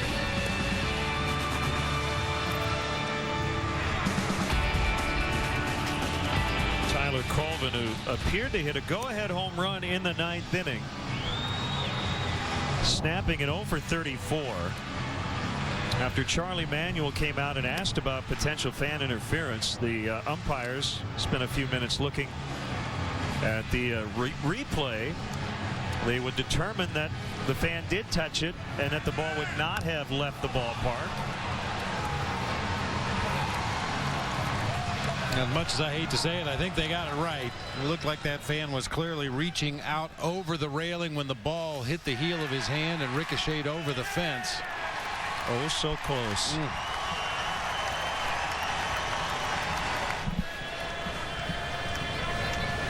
Hit this one in the upper deck. No doubt about it. Herndon back out there, and ball one outside. Now, the Cubs clearly have one big advantage at this point. We talked about the Phillies bullpen depleted. Cubs still have Kerry Wood, Jeff Samardzija, and the closer, Carlos Marmol, available.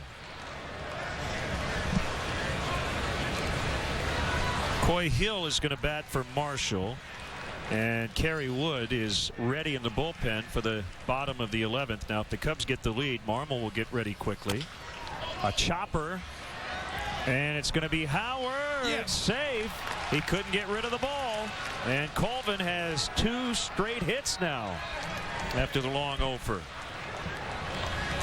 Now Coy Hill will be called back in favor of Ryan Dempster, the best sacrifice bunter on the Cubs pitching staff. Just a chopper off of that plate. Look at Tyler Colvin running down that first baseline. He realizes how important getting that leadoff man is. Getting on is in extra innings. Now Ryan Dempster will be asked to put down a bunt when everybody in the ballpark is expecting it. This is when it's its toughest.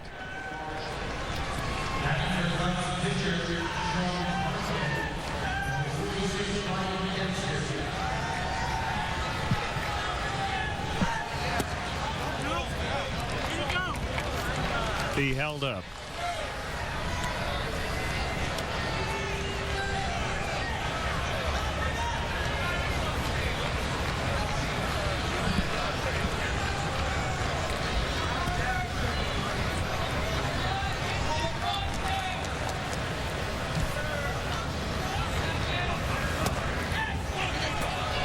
Colvin to second base as that ball got away from Ruiz. It's 1-1 as Dempster did bunt through that pitch, but now he's going to try to bunt Colvin to third. Ooh, okay, it hit the glove. Optical illusion. Looked like it might have hit the bat, but it did not. That's a wild pitch. Huh? Yeah, it's pass ball. They changed it. Had to be a pass ball. Looked like Ruiz had his eyes closed as that ball got close to the mitt there, which is not uncommon when you have a pitcher at the plate trying to put down a sac bunt.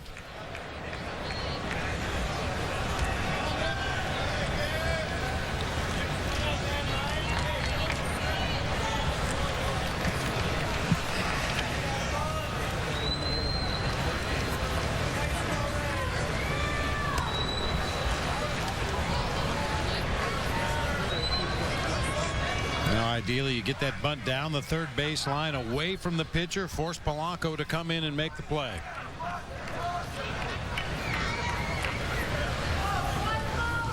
And once again, we talked about this the other day, because it's not a force play. Tyler Colvin is not required to advance to third base. You have to make sure. Look at this. Throw goes into center. Wow.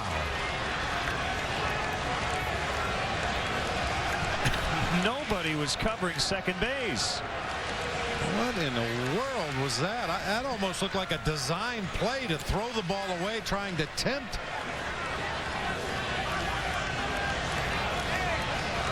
Well, I don't know what that was. Neither middle infielder had moved. I mean, I've seen that play tried in college before, where the pitcher turns around and fires the ball into center field, and at the same time the center fielder is charging in. You try to bait the runner into breaking for third base. I've never seen it at the major league level before. I think that was just a communication breakdown there.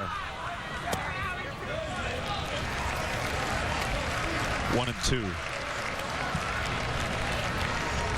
Yeah, I don't think Victorino broke until after that throw comes sailing into center field, even catching him by surprise. But Phillies are glad he did hustle in after that one. Dempster needs to get this one down. 1-2. Bunted foul. Well, the good news is the pass ball got Colvin to second. But Dempster could not get him to third.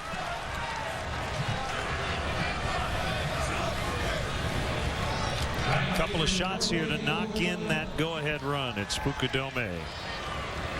0 for 4 with an intentional walk.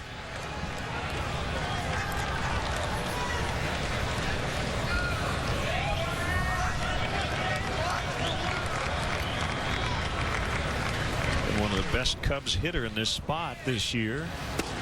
Outside, ball one. Marmol and Wood are up.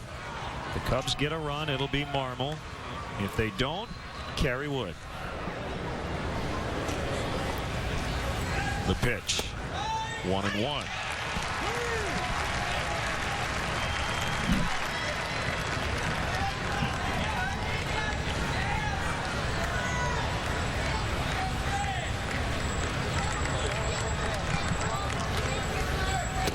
One and two. Kosuke not so sure about that pitch. A lot of late tailing action on that sinker.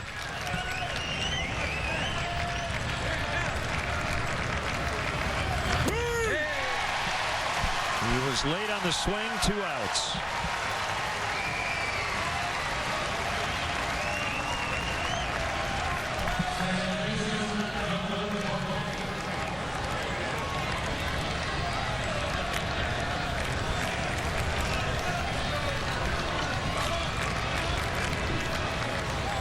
Darwin Barney hit by a pitch, stole a base, scored a run in the 6th. 0 for 4 otherwise.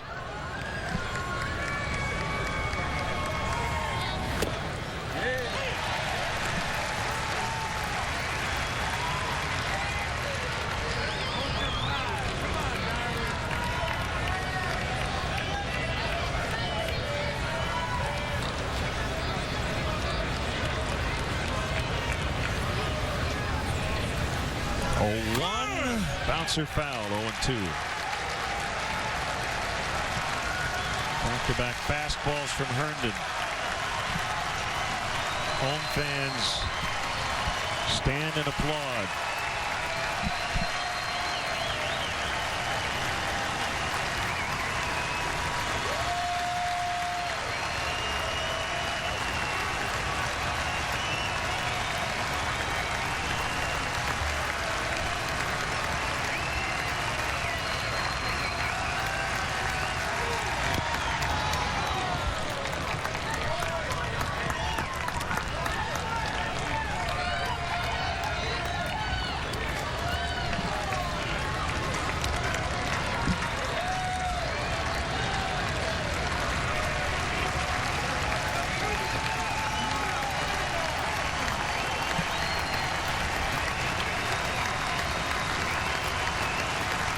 Another 0-2. That ball came back up and maybe hit the bat. Not sure what it hit, but Field and Culbert, the home plate umpire, called it right away. Ball ended up rolling out into fair territory. Yeah, right off his front foot. Yeah.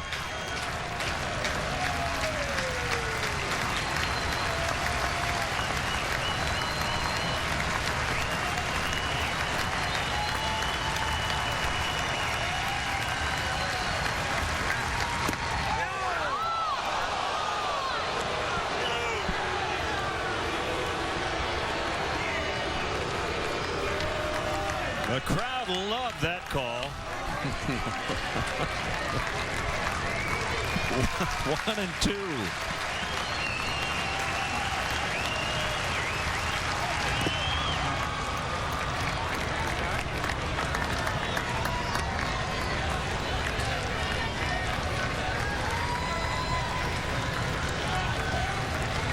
Well, you know, the other part of this, Bob, you know, Charlie Manuel knew he could empty his bullpen because he does have Roy Halladay tomorrow.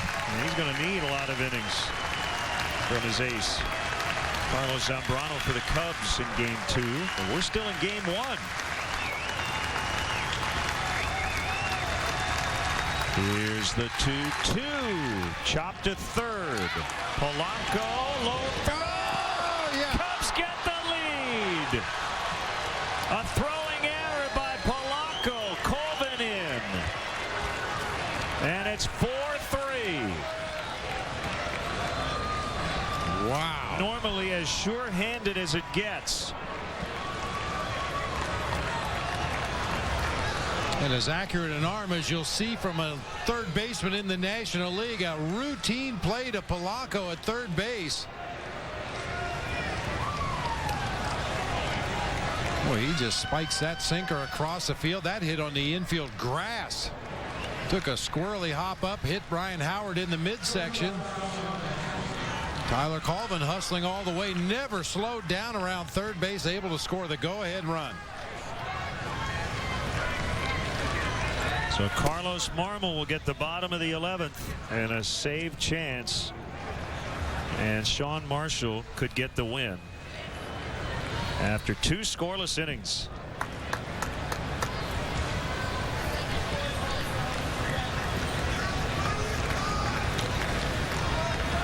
And it's very quiet now.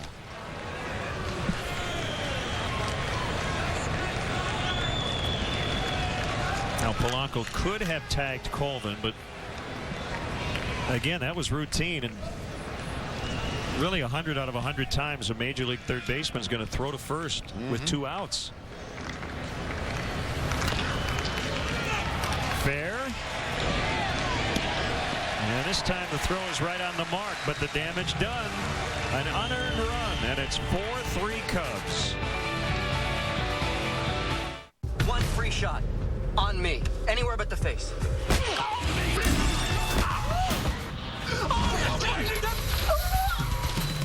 I'm trying out new looks. You look like Michelle Kwan in drag. I kind of want to see those same parts on other girls. Okay, well, I'm going to take those notes, and I'm going to shove them up my own. That's foul.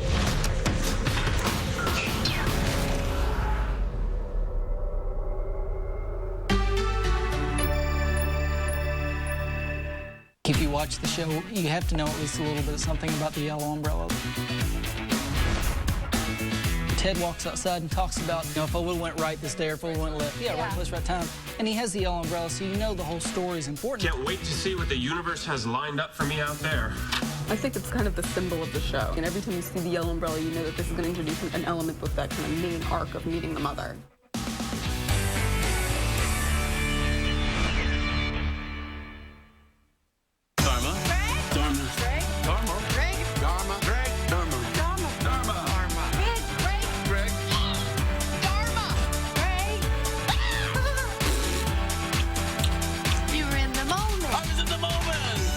Buffoon. What?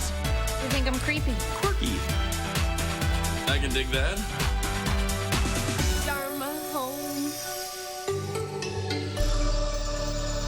You really don't play by the rules, do you? Nope. Tyler Colvin scoring on the error by Placido Polanco, and the Cubs have a 4-3 edge. Carlos Marmol got his 11th save of the year in 1-2-3 fashion in Cincinnati yesterday. Worked with a 3-run lead in that ball game. Has just a 1-run advantage here tonight. Ruiz, Rollins, and Polanco will get a chance at redemption here in the bottom of the 11th.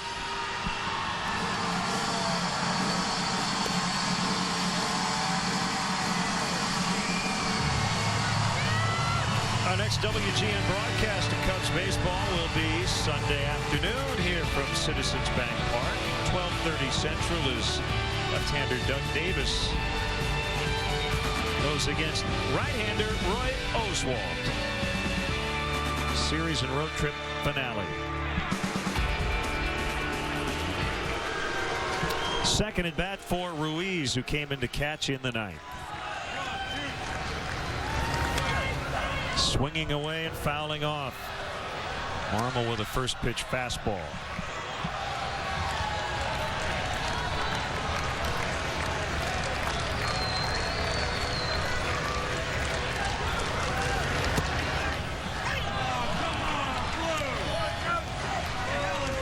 Oh, 2. The final at Colorado, Rockies 9, Dodgers 7. Up the middle, Castro can't get it. Leadoff single on an 0-2.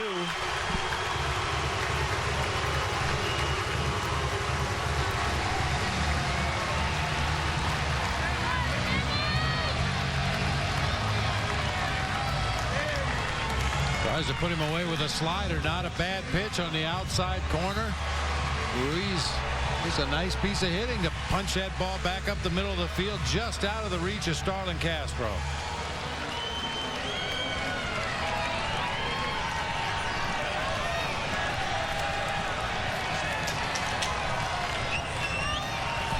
Jimmy Rollins. Fly ball to right. Kosuke with the grab. One away.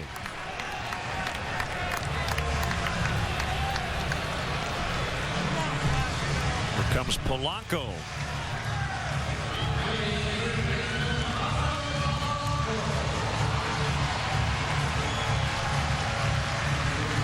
You rarely see that. I mean, only 4 at bats, but 3 of them hits against Carlos Marmol.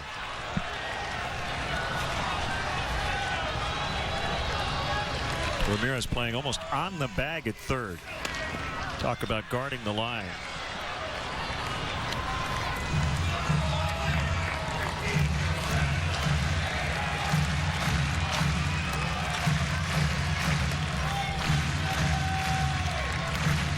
And don't forget the play by Carlos Pena in the 10th on that throw that pulled him off the bag by Starlin Castro. If Pena doesn't field it essentially cleanly, I mean, if it trickles away 6 feet even, I think Shane Victorino tries to score.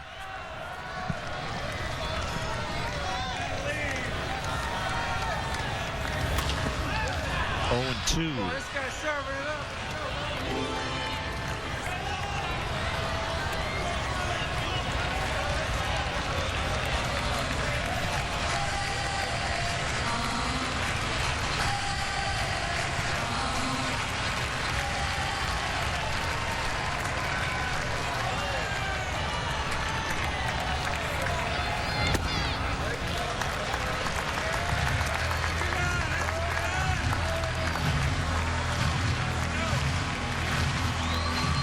just as impressive for Polanco. He's had 6 career plate appearances against this strikeout artist and has not punched out once. He really punches out against anybody.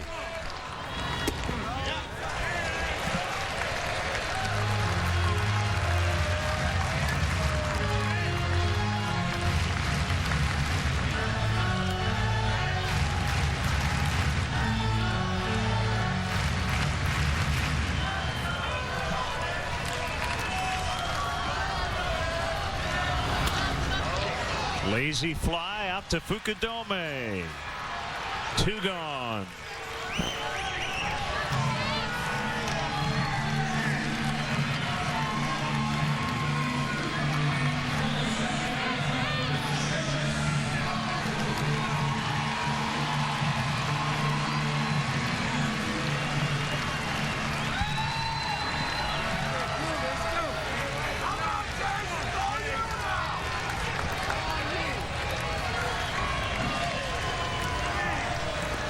If there was ever a time for Marmol to use his fastball, it would be here against Chase Utley. Try to stay away from him with good fastballs. Well, they've come out swinging the bats against Carlos Marmol. Utley has tremendous pull power to right field, not as much power to the opposite field. See how quick he was on that fastball inside. That slider coming into that same general vicinity would be a ball that he could pull to right field. Ooh. Drops a nice one over the outer third of the plate. Ruiz has not moved from first base since he led off the inning with a single. And Marmol is 1 strike away.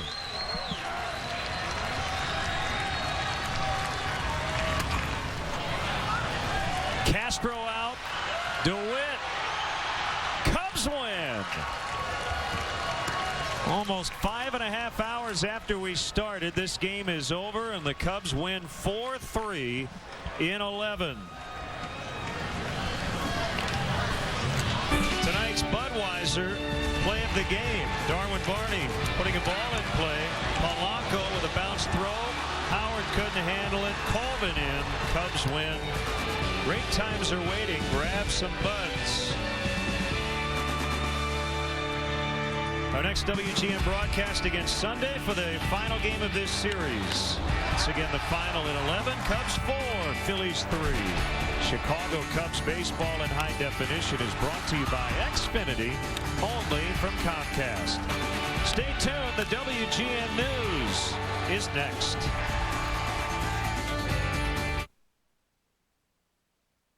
Next on WGN, well, that was a bit of a rain delay. That's in Philly. Our weather not much better. More storms causing some serious flooding problems here. Guilty on some counts. A split verdict in Chicago's most important terror trial ever. And another attack on the CTA for an iPod. This time the victim is the brother of a well-known Chicago musician. This is James. The morning after the big move starts with back pain and a choice. Take Advil now and maybe up to 4 in a day.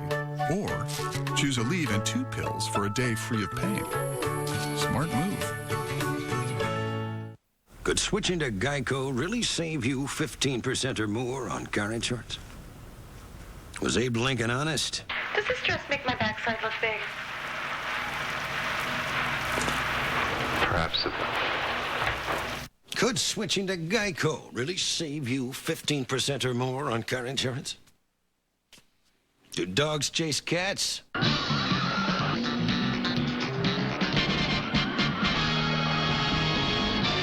Kids love pizza, but will they love the Domino's specialty pizza that adults want? It's a Philly cheesesteak pizza.